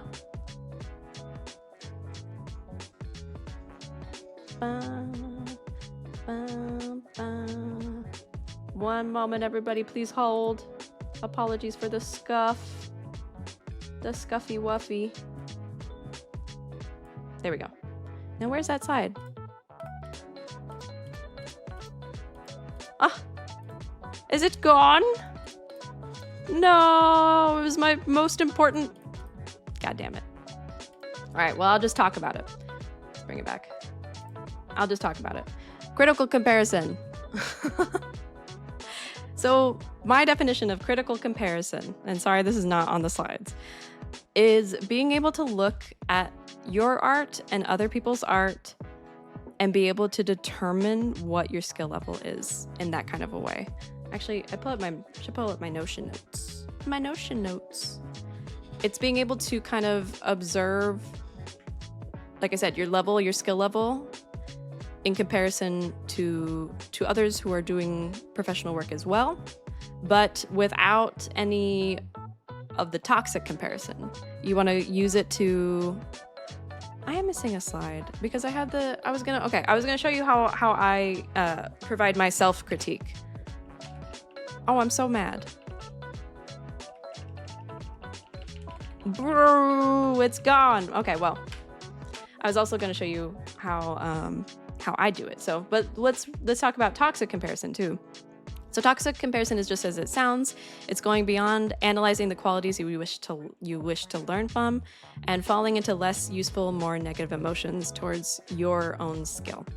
And so rather than piecing together what you think makes somebody else's piece of art, whatever it may be, good, you just kind of fall into the pits and you're like, how, why? And I know I say here, I know it's way easier said than done. It's hard to not fall into those feelings of frustration or self-doubt, sadness, or jealousy, be jealous of, that kind of work. When trying to look for ways to improve your own art, especially when you're looking at how others could be like extremely successful in what they're doing, and yet you can't do that yet. But remember, there's so many people at different skill levels. I know, again, easier said than done. It's hard to tell myself these things too. This is kind of like rules for me as well that I need to follow better. And you're always going to be learning no matter what. And there's always going to be someone who's better than you. There's always going to be somebody who's catching up to you. There's always going to be a range of skill levels out in the world just because there's so many people making art. So many people making art. At least you know. At least you can hold in your heart and know for absolute fact you are more skilled than any AI bro could ever wish to be. And that's the cold hard truth. That's the truth. But critical comparison. Let's get open Clip Studio. Let's go into self-critique and how to do it real quick. Hopefully it'll be real quick. We'll see how quick it goes. So when I go to critically compare my work with my own work sometimes and with others, I look for specific stuff. I look for, why does the design doesn't feel right? Why? Is it the composition? Is it the colors? Is it, silhouettes? Is it the layout? Is it the way things are just in certain way? Like break it down into logical steps and figure out what you think is wrong with it. And then when you go to compare with something that you think looks good, pick apart what you think looks good of it. Is it the colors? Is it the layout? Is it the perspective? Is it the whatever have you? Pull it apart, pick it apart, and figure out how to implement it into your own stuff, or better do it next time. And this is how I learn every time I draw something or I make UI art. I try to improve it on the next run. So let's start with let us start with this. My 1.0 and 2.0. This has nothing to do with my industry work, but this is my personal work, and this is an easy way to show. We'll also do a little section. Oh, I just got home. It's okay. It's okay. I'm gonna re-upload the VOD. Don't worry. I have to cut out some bits. I had a little bit of scuff, but it is what it is. We carry on. We carry on. We carry on. What was I saying? Let me fix my microphone. Okay, so let me pick apart my first design. Again, this is personal work, not game industry work, but we'll do that next. So when looking at my first design, I see plenty wrong with it. I see plenty that I obviously worked to fix in the next one. And so some of the things I'd probably list off the top of my head is that the silhouette's weird. The silhouette's kind of lumpy. It's not got any real strong definition. The anatomy's a little wonked. She's a little crooked. Her hands and arms are a little bit weird. It doesn't need to be perfect. None of your art needs to be perfect, but this is just me critiquing myself. And also, when you're doing your critical comparison and critiquing yourself, don't make yourself feel bad. Be like, oh, I'm so stupid. Look at these stupid ass hands. Why are they so dumb? Oh my God, I hate myself. I hate my art. I hate it. Blah, blah, blah. Don't do that if you can avoid it. I know it's hard to not get upset with yourself, but it's also like, it's how you grow. Don't be upset. You're going to grow. You're on a path. And getting better with art is not linear. It takes time. It takes time. And so other things I would notice, lumpy silhouette. Let's split it. Lumpy silhouette. However you spell it. Same with the hair. It's also lumpy. It's not pieces aren't well defined. It's just kind of blah. Hair kind of blah, doesn't properly contrast the face. No, not enough contrast. And this is something that the reason I emphasize this skill is because, one, if you don't go to school or if you're out of school and you don't have a lot of peers close by that you can talk to all the time, or your peers are probably going to be busy and not going to want to be critiquing your work all the time, you got to learn to do it yourself as best you can. So pick up on as much as you can. Pick up on your mistakes and don't feel bad about them, but carry them with you and figure out what you could do to fix it next time. In the hair, not enough contrast in the hair. The proportions of the face are cute, but not, not what I was going for. The eyes are too small in proportion to the cheeks. Small.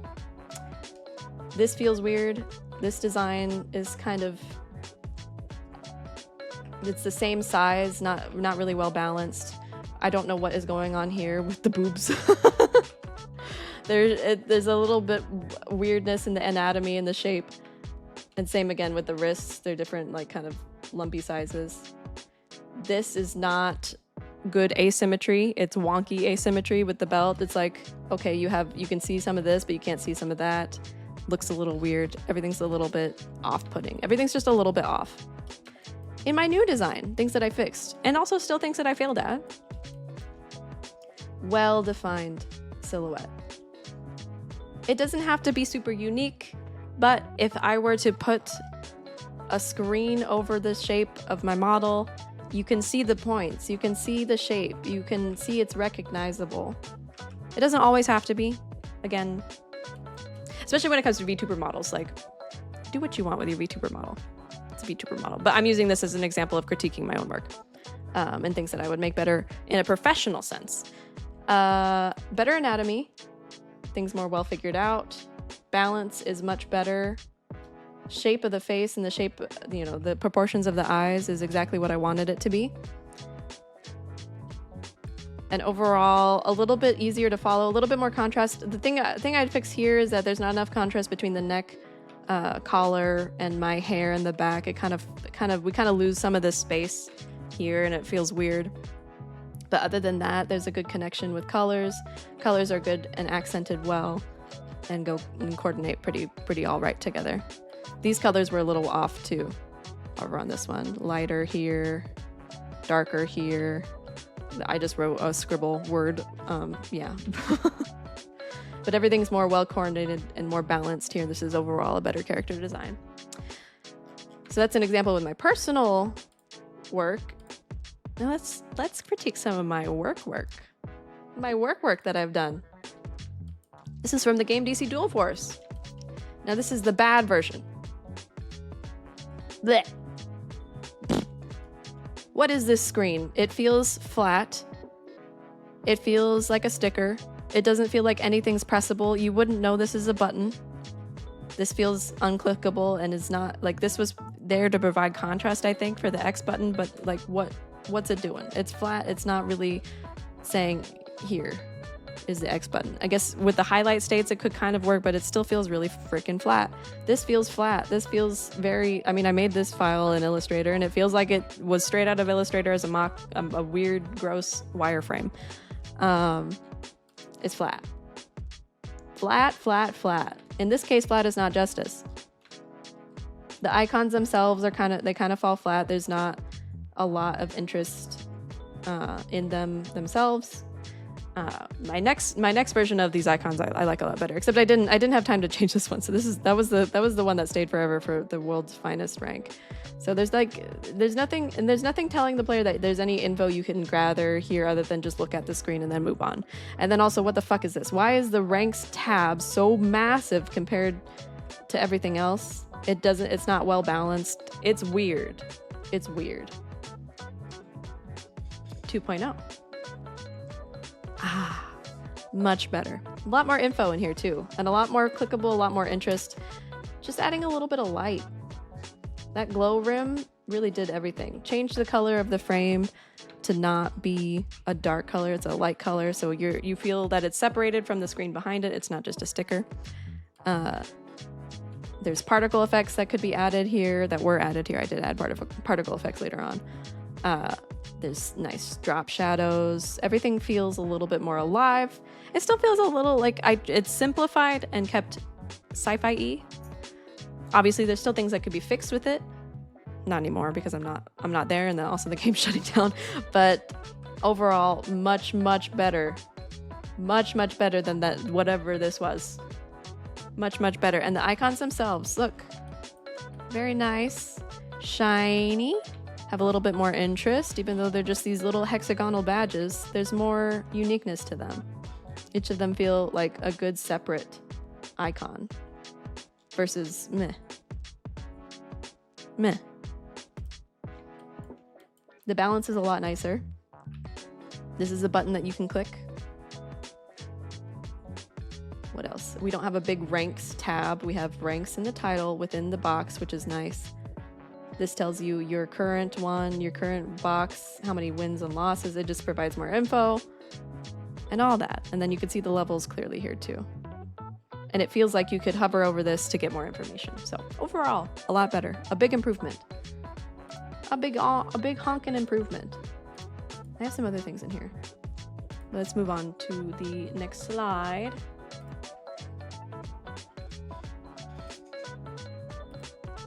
There we go. Okay. So that's critical comparison and toxic comparison. And I wish I had the slide for critical comparison. I'm so mad that's gone because I had some good notes on it. But overall, the gist is learn how to critique your own work and critique your own level and be able to be okay with wherever your level's at and understand where you fall amongst your peers, amongst, you know, the professional world, where you want to be. And that'll help carry you to where you want to be, because then you can figure out, you can problem solve better your own art and get to a place that actually that you are actually aiming for. So critical comparison versus toxic comparison. Don't toxic compare. It won't help you. All right, now on to art school. My slides are all messed up. Let's talk about art school. Woohoo! Do you have to go to art school to work on art in games? And what are the pros and cons of art school? No. The answer is no, you do not have to go to art school. I always felt like I had to. I was raised in a household that told me if I did not go to college, I wasn't gonna make it. I wasn't gonna be anything. You don't have to.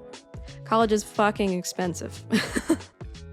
And there are plenty of resources out there that you can gather. That does take some time, and I'm gonna try to find more resources to provide. That way people can have access to those kinds of things. That can provide you some practice and experience that you could, you know, that kind of similarly match some of the in-school experience.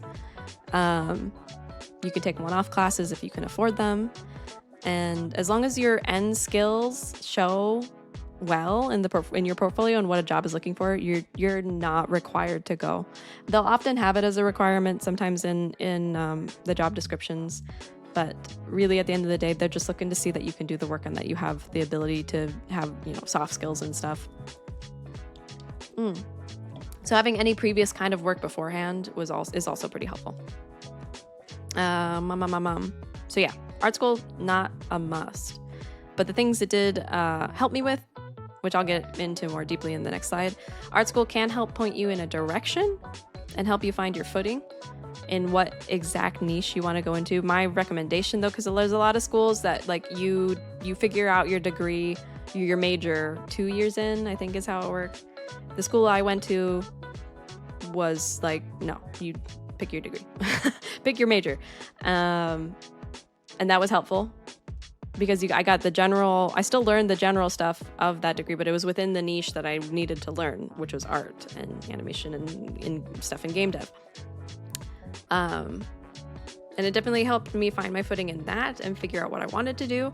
And it also helped with some connections. Like mainly the connections between me and my peers. I maintain some of those connections, and some people I still know from school.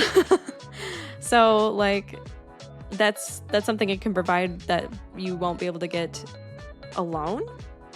So that is something that helps, but it comes with a massive price tag, and no guarantee that the school itself is going to have a good curriculum for you, or good curriculum in general.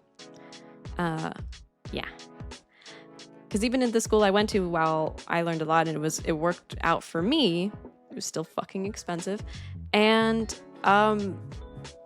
there was a couple of times in school where I'm like, I didn't need to spend a whole year on blah, blah, blah.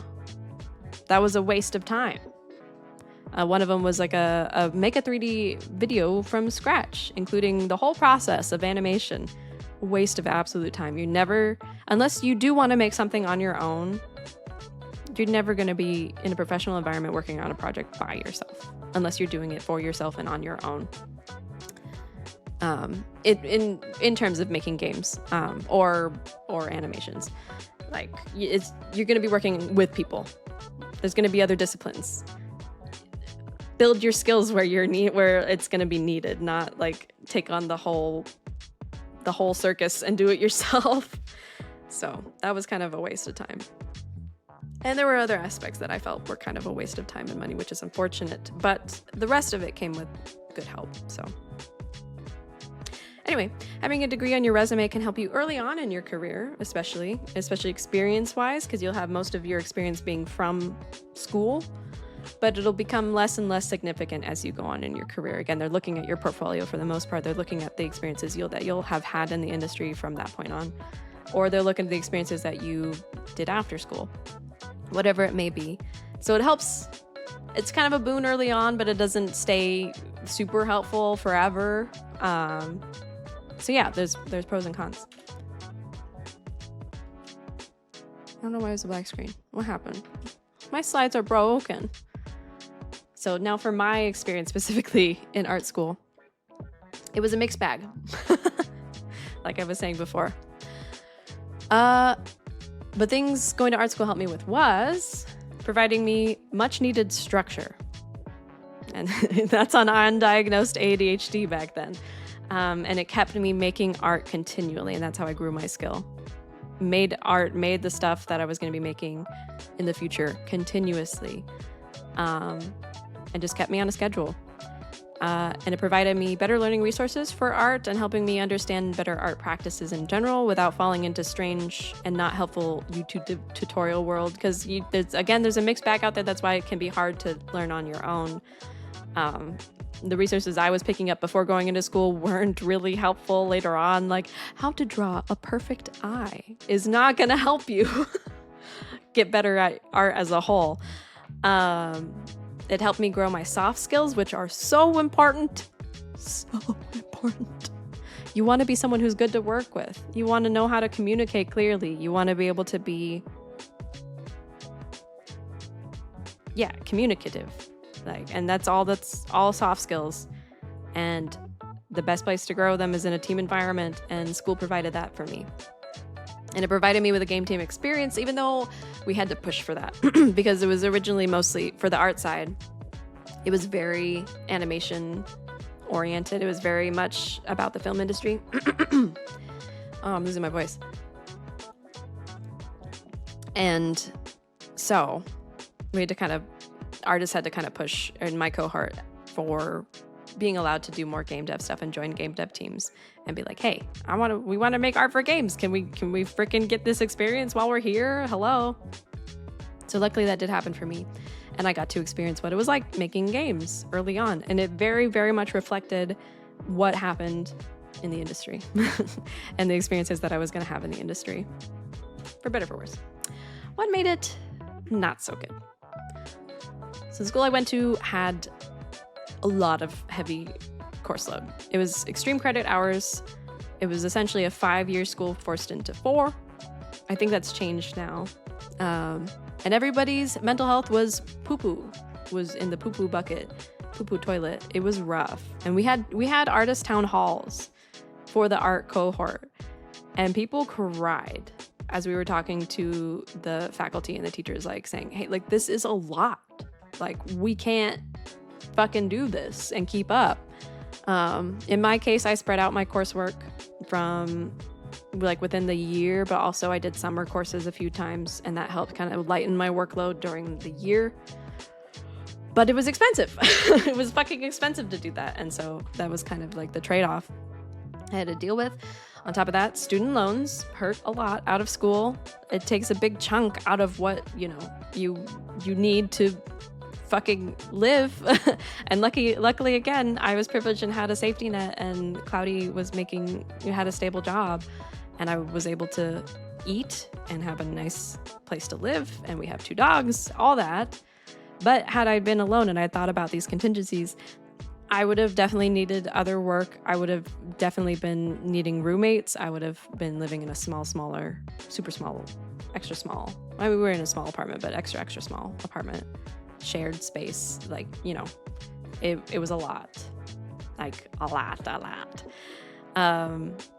At school, there was lots of good faculty, but it wasn't quite set up for prepping art students fully for the game world, for game dev. And like I said before, it was more animation focused. It was all about getting into Disney, getting into, Pixar, not DreamWorks, or, somewhere working on a TV show, Cartoon Network, all that. It wasn't super focused for artists who wanted to go into games. Specifically me, they didn't have anything for UI art. I had to take design courses in order to figure out things for UI, and thank God I did, because it helped me so much. And that wasn't until my senior year that I could choose to move around classes and decide the extra ones that I wanted to take that would help me out. And I did say structure. Structure was good, but though the structure was good, thank you very much for the follow. Welcome in, Vanny Paws. Thank you. Though the structure was good, having ADHD while going to a difficult school really kicked my ass. And I had a hard time keeping up. I wasn't the top student. Definitely wasn't the top student. I wasn't failing. I did have one semester where I did have an F on my one of my art classes.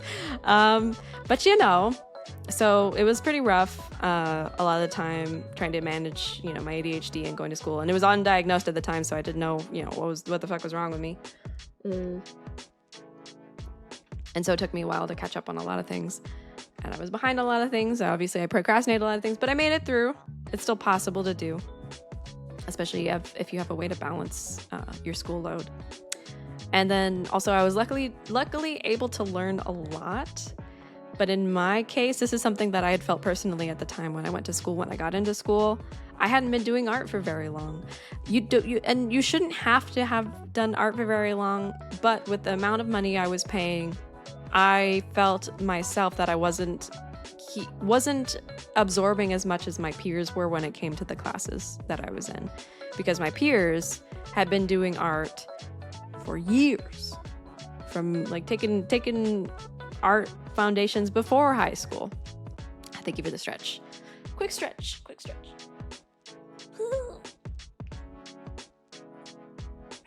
Okay. Yeah. So, and I had felt too when I applied to the school, I had felt like my art was subpar. I didn't really have a full real portfolio. I had what I scraped together from my art classes at the time. Which is kind of difficult because you want to go to school to learn. That's the hope. The school should prep you for being able to work. But at the same time, because of the difficulty of the school, I was just really, really scared that I wasn't keeping up enough or wasn't going to be prepared enough by the end of it to get a job, because I was behind in my foundational skills. Luckily, I caught on quickly. My skill jump, I had a jump in my skill level from junior to senior year. But sometimes that takes time. And so that was kind of a detriment in my mind. And I at the time had wished, I wish I took, I went to community college instead and took some extra art classes, just focused on making my art better and grasping the basics. So when I came back into regular university, I could really, really absorb, just really slurp up all the stuff that there was to learn a lot better. But, it happened as it happened. And here I am, and I'm doing fine. So that was my experience. So it's again, mixed bag. Definitely, in the end, still pretty good. And on to portfolio things. We're on the last bit. We're ending soon. I did the stretch. I stretched. I stretched, I promise. My sides are broken. Wait a minute. Okay, we'll just go like this. Another thing that school helped me with was building a portfolio. But this is also something you can do on your own, for sure. Like, absolutely. You just look at other people's portfolios, especially in the area that you're hoping to work in. It was always daunting and a big pain in the ass. But if you want a job in the games, you have to showcase that you can possibly do the things that they're asking you to do. It doesn't have to be perfect. The work itself doesn't have to be perfect. Like, don't aim for perfection. Aim for what you can possibly do, and figure out what you can possibly do, and then showcase that. Showcase that on usually a portfolio website is what most people use. Nobody uses physical portfolios. But it needs to be clear, easily navigatable, and allow an employer or whoever's looking over your stuff to quickly view a big fat chunk of your work really fast, really super fast. Depending on where you're applying, sometimes there's like a bajillion applications. They're going through that stuff like 2 to 3 minutes tops. They need to see, that's good. Oh, that's nice. Gonna pick her out of the crowd. Oh, that's good. Save that resume. All that. Accessible and easy. Super clean and easy. And yeah, look at other professionals' websites in the area that you wish to work in and apply what's working well for them to your site. It's okay to don't copy it completely, but match website styles if you need to. And when you see a job posting that you want to go for, this is a mistake that I think I made. I consider it a mistake because it just adds to your workload. It makes you more stressed, and it doesn't really end up helping fully anywhere. When you see a job posting that just comes up and you want to go for it, have it so prep your website before looking. Maybe do a little bit of looking to see maybe what's out there. And if there's a job posting that comes up that you really, really want, try not to worry about rearranging your whole site just for them, because it becomes so much of a pain and takes so much more time that you want to focus on, making just good work in general. And if you have an idea in mind of where you want to work and what you want to work on, build that beforehand. Try to build that beforehand. And that way, if something comes along in that similar vein, you'll have stuff. But the thing that I really feel like I stressed myself out for no reason was jobs would come up. Like, there was a job at The Sims and I didn't have a concept art portfolio, but that was what was available. I'm like, I need to make concept art. Blah, blah, blah. No, that was a bad idea. I didn't get the job, and I spent all those hours trying and rushing and going as fast as I can to add it to my portfolio site, rearrange my portfolio site, when in reality I could have just spent more time looking at jobs that I'm already in the vein of. So do that build up beforehand if you can, and yeah, set it up to showcase your best work. And if you really have the time, or if you really fucking want that job, make a piece or two if you can, if you have the time to, between applying. Don't stress on it too hard. Maybe keep it to one piece. And put that somewhere that's easily visible, and say, inspired by, if you want to. Not all companies like that. Some companies are like, ew, gross, that gives me the ick. I don't know why. So this is something, don't worry too hard about trying to perfect your portfolio for a specific studio, because that's always going to be difficult. And jobs come and go, and a lot of places will often not have the position that you're wanting anyway. So just build it best you can, make it nice and easy, show your best work, and yeah.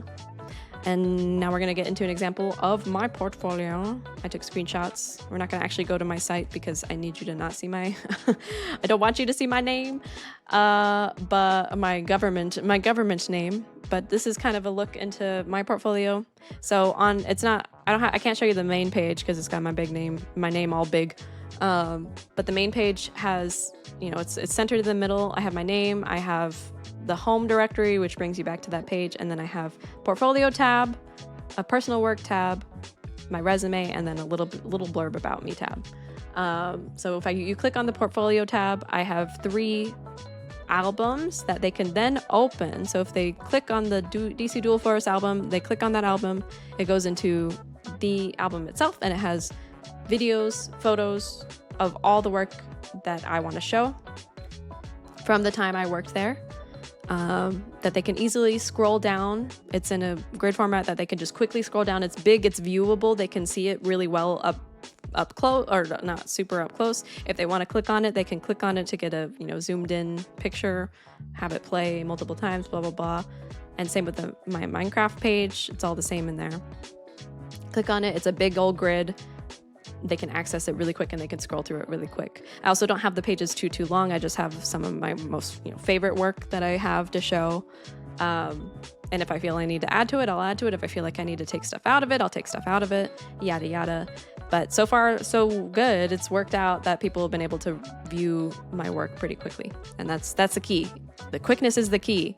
And then also, I have another separate page, another separate tab called Personal Work. This is where you can throw the stuff that you don't feel 100% about, but you still kind of want to show it off. Like for me, I have wireframe stuff. This is also a little trick.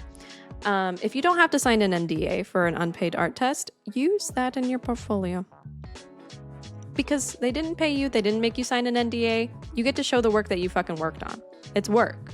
It's experience. You did that. Show it. This is all from this is from the art test that I cried over my burrito with. I did a lot of work, as you can see, a lot of UX stuff. But I don't feel like I have a big enough slot of work in UX design to make a whole page about it. So I put it into, you know, my graphics stuff, like personal graphics that I made for stream. So I have 3 tabs here too. It kind of matches the other page. I have personal illustration. I have, you know, UI, personal UI work, and then sketchbook. I also keep a sketchbook stuff page, and that allows them to see any yucky, ugly work in progress that has some shine to it. Like, oh, go back. Oh, I guess I can't zoom in on that picture. But it is what it is. You could see some nice paintings in there. Maybe I'll post it to Blue Sky at some point. I do have a Kara too that I'll post my artwork to. So yeah, that's kind of what I've done. I'm not going to say that's what you should aim for. It's worked out for me. I don't know if it necessarily works in like every situation, clearly, but it's worked out for me.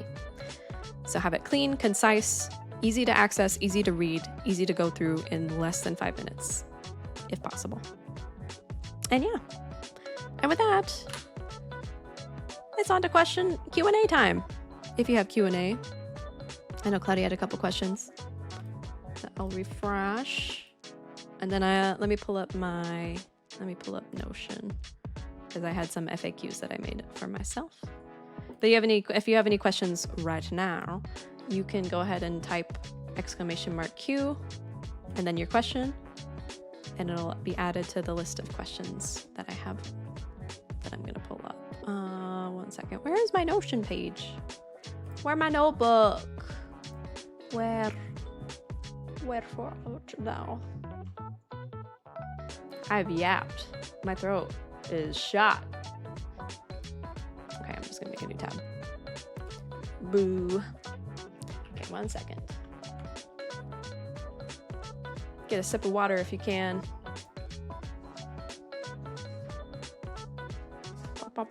Where is it? There we go.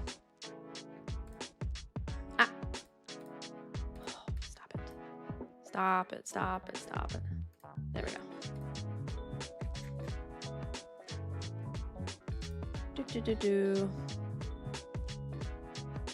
I kind of already covered those questions. I made my own FAQ, and it's already kind of covered in the slide. All right. So one of the questions that I probably didn't cover: how long does it take to get in general? Is a common question, I feel like. And that is hard to say, because the average is hard to, it's hard. It's hard to say. I've known my peers that have gotten really quick. I've known peers that have jumped from multiple jobs really quick. I've known peers that have stayed at the same place for a long time. Or some that have stayed at a place for a long time and recently got laid off and now are still continuously looking for work. people who are extremely experienced, have like 10 years on them, 12 years on them in the industry, getting laid off and having to look for work and not finding work for quite a number of months, even a year or more than a year. It really, really varies. And especially with how volatile the industry is right now, the wait's probably longer, especially on the art side, because lots of things. It's just kind of a pain. But again, still possible. Some people land stuff right away. So there's that. I'm actually glad there's not too many questions because my throat is shot. It is pooped. All right, so me, Lily, do cows moo? Yes. If you could quickly, magically respec and have all the skills of a different role, what role would that be and why? I'd be a programmer or a tech artist if I could respec my skills, because they have more stability, unfortunately. Not perfectly good stability, especially in the game industry, but you can apply those skills a little bit further outwards than you can with art. Art, you can still apply your skills outward to other things, but when it comes to specifically game dev, it's kind of niche-ish. That's why I try to do things outside of my job. Do things outside of your job. Enjoy the world. But that's why I would respec, because you make more money and you're more stable.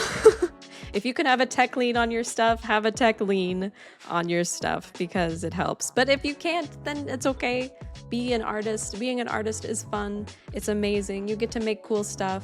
Don't feel bad about it. Don't feel too stressed about it.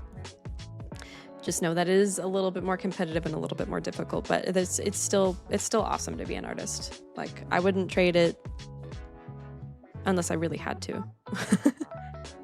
But that's only if I could respec. If I could respec, I probably would choose that. But I don't think I would choose to respec in the first place. TBH. TBH. What is the difference between contractor for contracting company, what a contract company is, what full-time position means, and what a contract freelance position is? Thank you, Claudia, for these. These are good. So, the difference between a contractor for a contract company versus a contract that's not with a contract company, and what a contract company is. So, my first job, as I said, at Minecraft, I was a contractor, but I was a contractor through a third-party contracting company. So technically, my employer was a random contracting company, insert name here. That contracting company is hired by the bigger one, Microsoft, to have, to get those contractors, to get those people on the team. And so they pay those contracting companies a certain amount of money, and then those contracting companies pay you. And here's the thing to look out for with them especially. That contracting company is going to do their best to underpay you so they can keep more of the cut. Push up on those numbers. Push up hard on those numbers. Push to their maximum. Get them saying, this is the maximum we can do. Don't be afraid to. They're going to try to say like, oh, we might be able to go with another candidate, blah, blah, blah. Don't be afraid to. Push up on those numbers, because they're going to try to absorb those numbers from you. So that's what a contracting company is. They're a third party between the big company that's trying to hire contractors and you. So they're the middleman, which always ends up being scuzzy. Oh, I should have talked about more contracting. Oh man, I've had such experience lately too. A lot of a thing to look out for. The thing to look out for is like contracting companies calling you and saying, we can get you this and blah, blah, blah, blah, blah.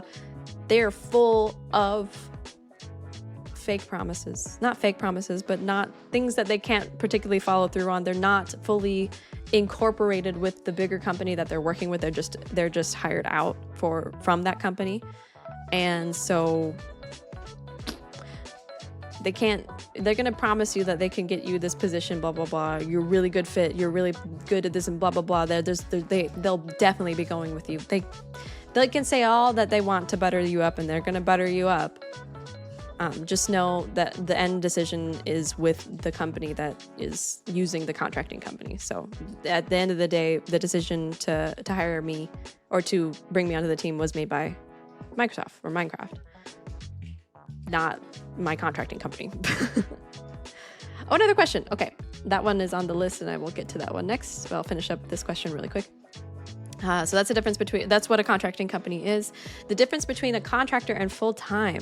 The difference between contractor and full-time is that with a contractor, you sign a contract that says, I'm only going to work on this and this and this for this amount of time on the team, and then my contract will lapse and I will not be working with you anymore. And that's what a contract is. It's different from a full-time contract where you're fully hired onto the team by that company, signing a different kind of contract that's a full-time contract. It usually includes their benefits, includes all their stuff. Contractors don't usually get the same benefits, especially if it's through a third-party contracting company. You're going to get the third-party contracting company's benefits. You're not going to get the Microsoft benefits. You're not going to get the Blizzard benefits. You're going to get the third-party contracting company benefits. Sorry if that's getting confusing. There's also usually difference in pay. The differences in benefits, and sometimes difference in hours. Contractors sometimes are part-time. Sometimes I was full-time. I was a full-time contractor at Minecraft, but I didn't get to be included on things that the FTEs would be included on. There was different kinds of meetings for FTEs. There was a trip for FTEs. That was a whole thing. There was different morale events for FTE only. So there's usually often you get a little less. It is what it is. It's not a great practice, especially if companies rely on lots of contractors to build up their game. That's a red flag. Because if you can only have a contractor on for a certain amount of time. My maximum time was supposed to be 9 months.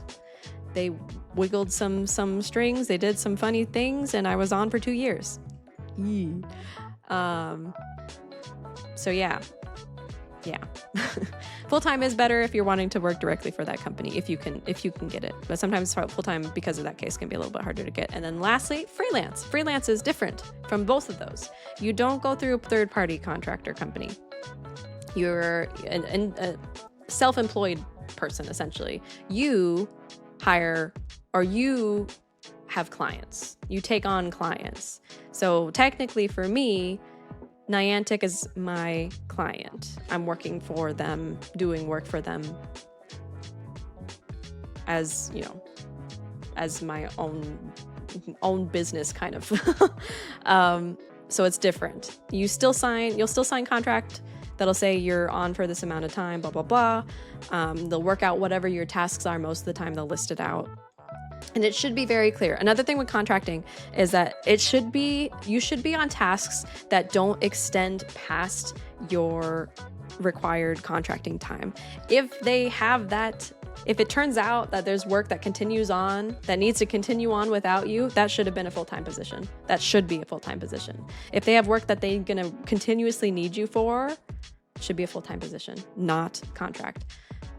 With freelance, it's a little different. Freelance is more flexible, I feel like. And it's been more flexible. It's definitely been very loose and kind of just as you go. I have a set amount of hours I'm allowed to work. I have a set amount of money that I can pull from them with the hours that I can work. That they said, this is the maximum we can pay you at the end of all this. If you hit that maximum before all the work is done, we're done. Like, your contract is ended at that point because we can't pay you anymore. And blah, blah, blah. So it's a little bit more direct, but still kind of contracty. You don't get any benefits. You're on your own, but usually you get more money, and you can ask for more money because you don't have those benefits, because you're not on their benefits. So yeah, that's kind of the difference between the three. And this is also my first time working part-time. It's kind of interesting. It's been very interesting. But the next question from the Cody How hard do you think it is for someone from a third world country to break into the industry? That is a great question. It depends. I'm trying to think of where some of my peers have come from. I think it's definitely, I don't think it's not possible. I think it's still possible. I think it's very doable because there's still resources that you can access. I think the hardest part is depending on where you're wanting to work, is having to figure out visa things on your own. I've heard that's a pretty daunting task. But job applications will have that section say, hey, do you require a work visa? And you'll check the yes box on it. And, if you end up getting hired on, they'll, obviously provide you a work visa, and that should hopefully make things go smoothly. But getting up to that point, it just depends on the stuff that you can learn. It depends on what, if you're deciding if you have the ability, if you can afford or have the ability to go to a school. Schools, I'm pretty sure, also provide temporary, is it a visa? I forget if it's a visa or a green card, or if it's different for schooling. I forget. Student visa. Schools provide student visa if you do go to school. And I don't know what the grace period is after you graduate. I know my friend had to find a job pretty fast. So it all depends. It depends on your personal situation more, I'd say. But there's definitely resources on most anything that you want to, if you want to learn and practice your skills. If you have, like I said, it depends on more so your personal situation. But I think it's absolutely possible to come from any country really and work for a video game studio. It is possible, 100%. And if you have more detailed questions, feel free to DM me. I can help. I'll try to help as best I can. But yeah. Most, though not all, companies work in English, so make sure your English skills are good enough to discuss technicalities of your area. Yeah, that's a good point. Having English speaking skills is good to have, especially for, obviously, American-based studios, but many other studios as well.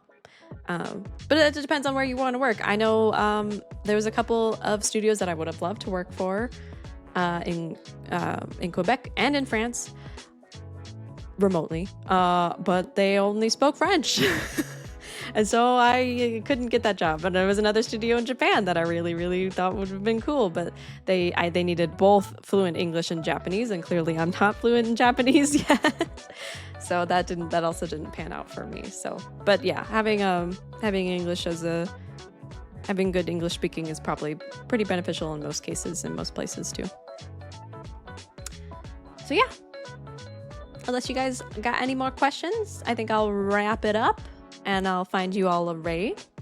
But I appreciate you all coming out to hang out and listen to me yap. Thanks for the answer, no problem. Thank you for the first time chat and welcome in. Yeah, this has been fun. I've been wanting to talk about this stuff for a while. I still have a lot that I could yap about. I definitely have a ton that I could continue yapping about, especially like very specific situations that I've experienced. Be more on the industry woes side of things that I've experienced in my past jobs, but I think I'll save that for a different time, and we will go on. But let me stretch real quick. Let me know if you have any more questions, and if not, I'm going to find a raid.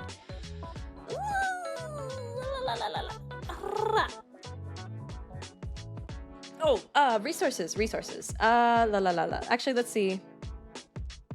Them in the slides. What I'll do with this slide deck is I will save it out, and then I will make a Google link, Google or Dropbox. I'll make a linky link with the file, and then also thank you for the follow. I appreciate it. Thank you, Cody. Also, I'll provide a list of the resources that I have. I have them in my my Notion notes, and I forgot to put them on a document. But there will be resources that you can look at, and I want to add to the list. I want to kind of do some scouring, especially for the art side. And then maybe if Cloudy, you have any resources you want to add on the tech side, feel free. And if other people have some resources they want to add, we can drop that in my Discord. And feel free also, a little plug, just a little plug here. If you want to join the Discord, feel free to drop in and say hello. We do have a game dev section. If you have resources that you want to share, please do, and I'll add it to the list. And I think we'll just make it a living document. But yeah, thank you so much. I appreciate y'all. And I'm thinking I'll see you all tomorrow for maybe the double feature. I do want to do my study stream. I do want to study. We'll keep it short though, because my voice is going to be blasted. And then I do want to play more Sims and make more Sims rooms. And feel free to let me know after stream if you thought this was helpful. And if you want more, or not, you can also say this was not helpful. Fucking hell, Strawberry. Never do this again. Say it nicely, but you could also say that. Just nicer. Just make sure it's nicer. Okay, let's see who's streaming right now.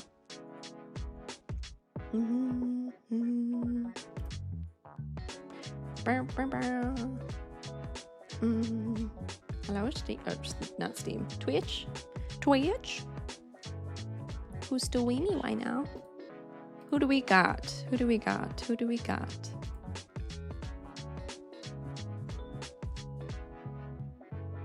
Oh, we got Renwick.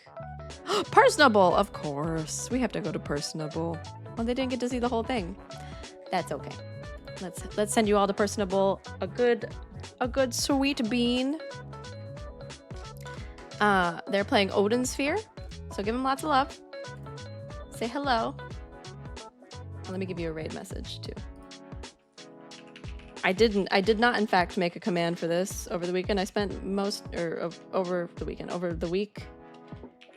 I made the stream, the stream deck, the slideshow instead. I made the stream deck. No, I did not make the stream deck. I did not do that. I just make art. I make pretty picture go burr. Okay, there is your stream message. Let's hop on over. Personable. Give them a follow. Give them your support. And yeah, thank you all again.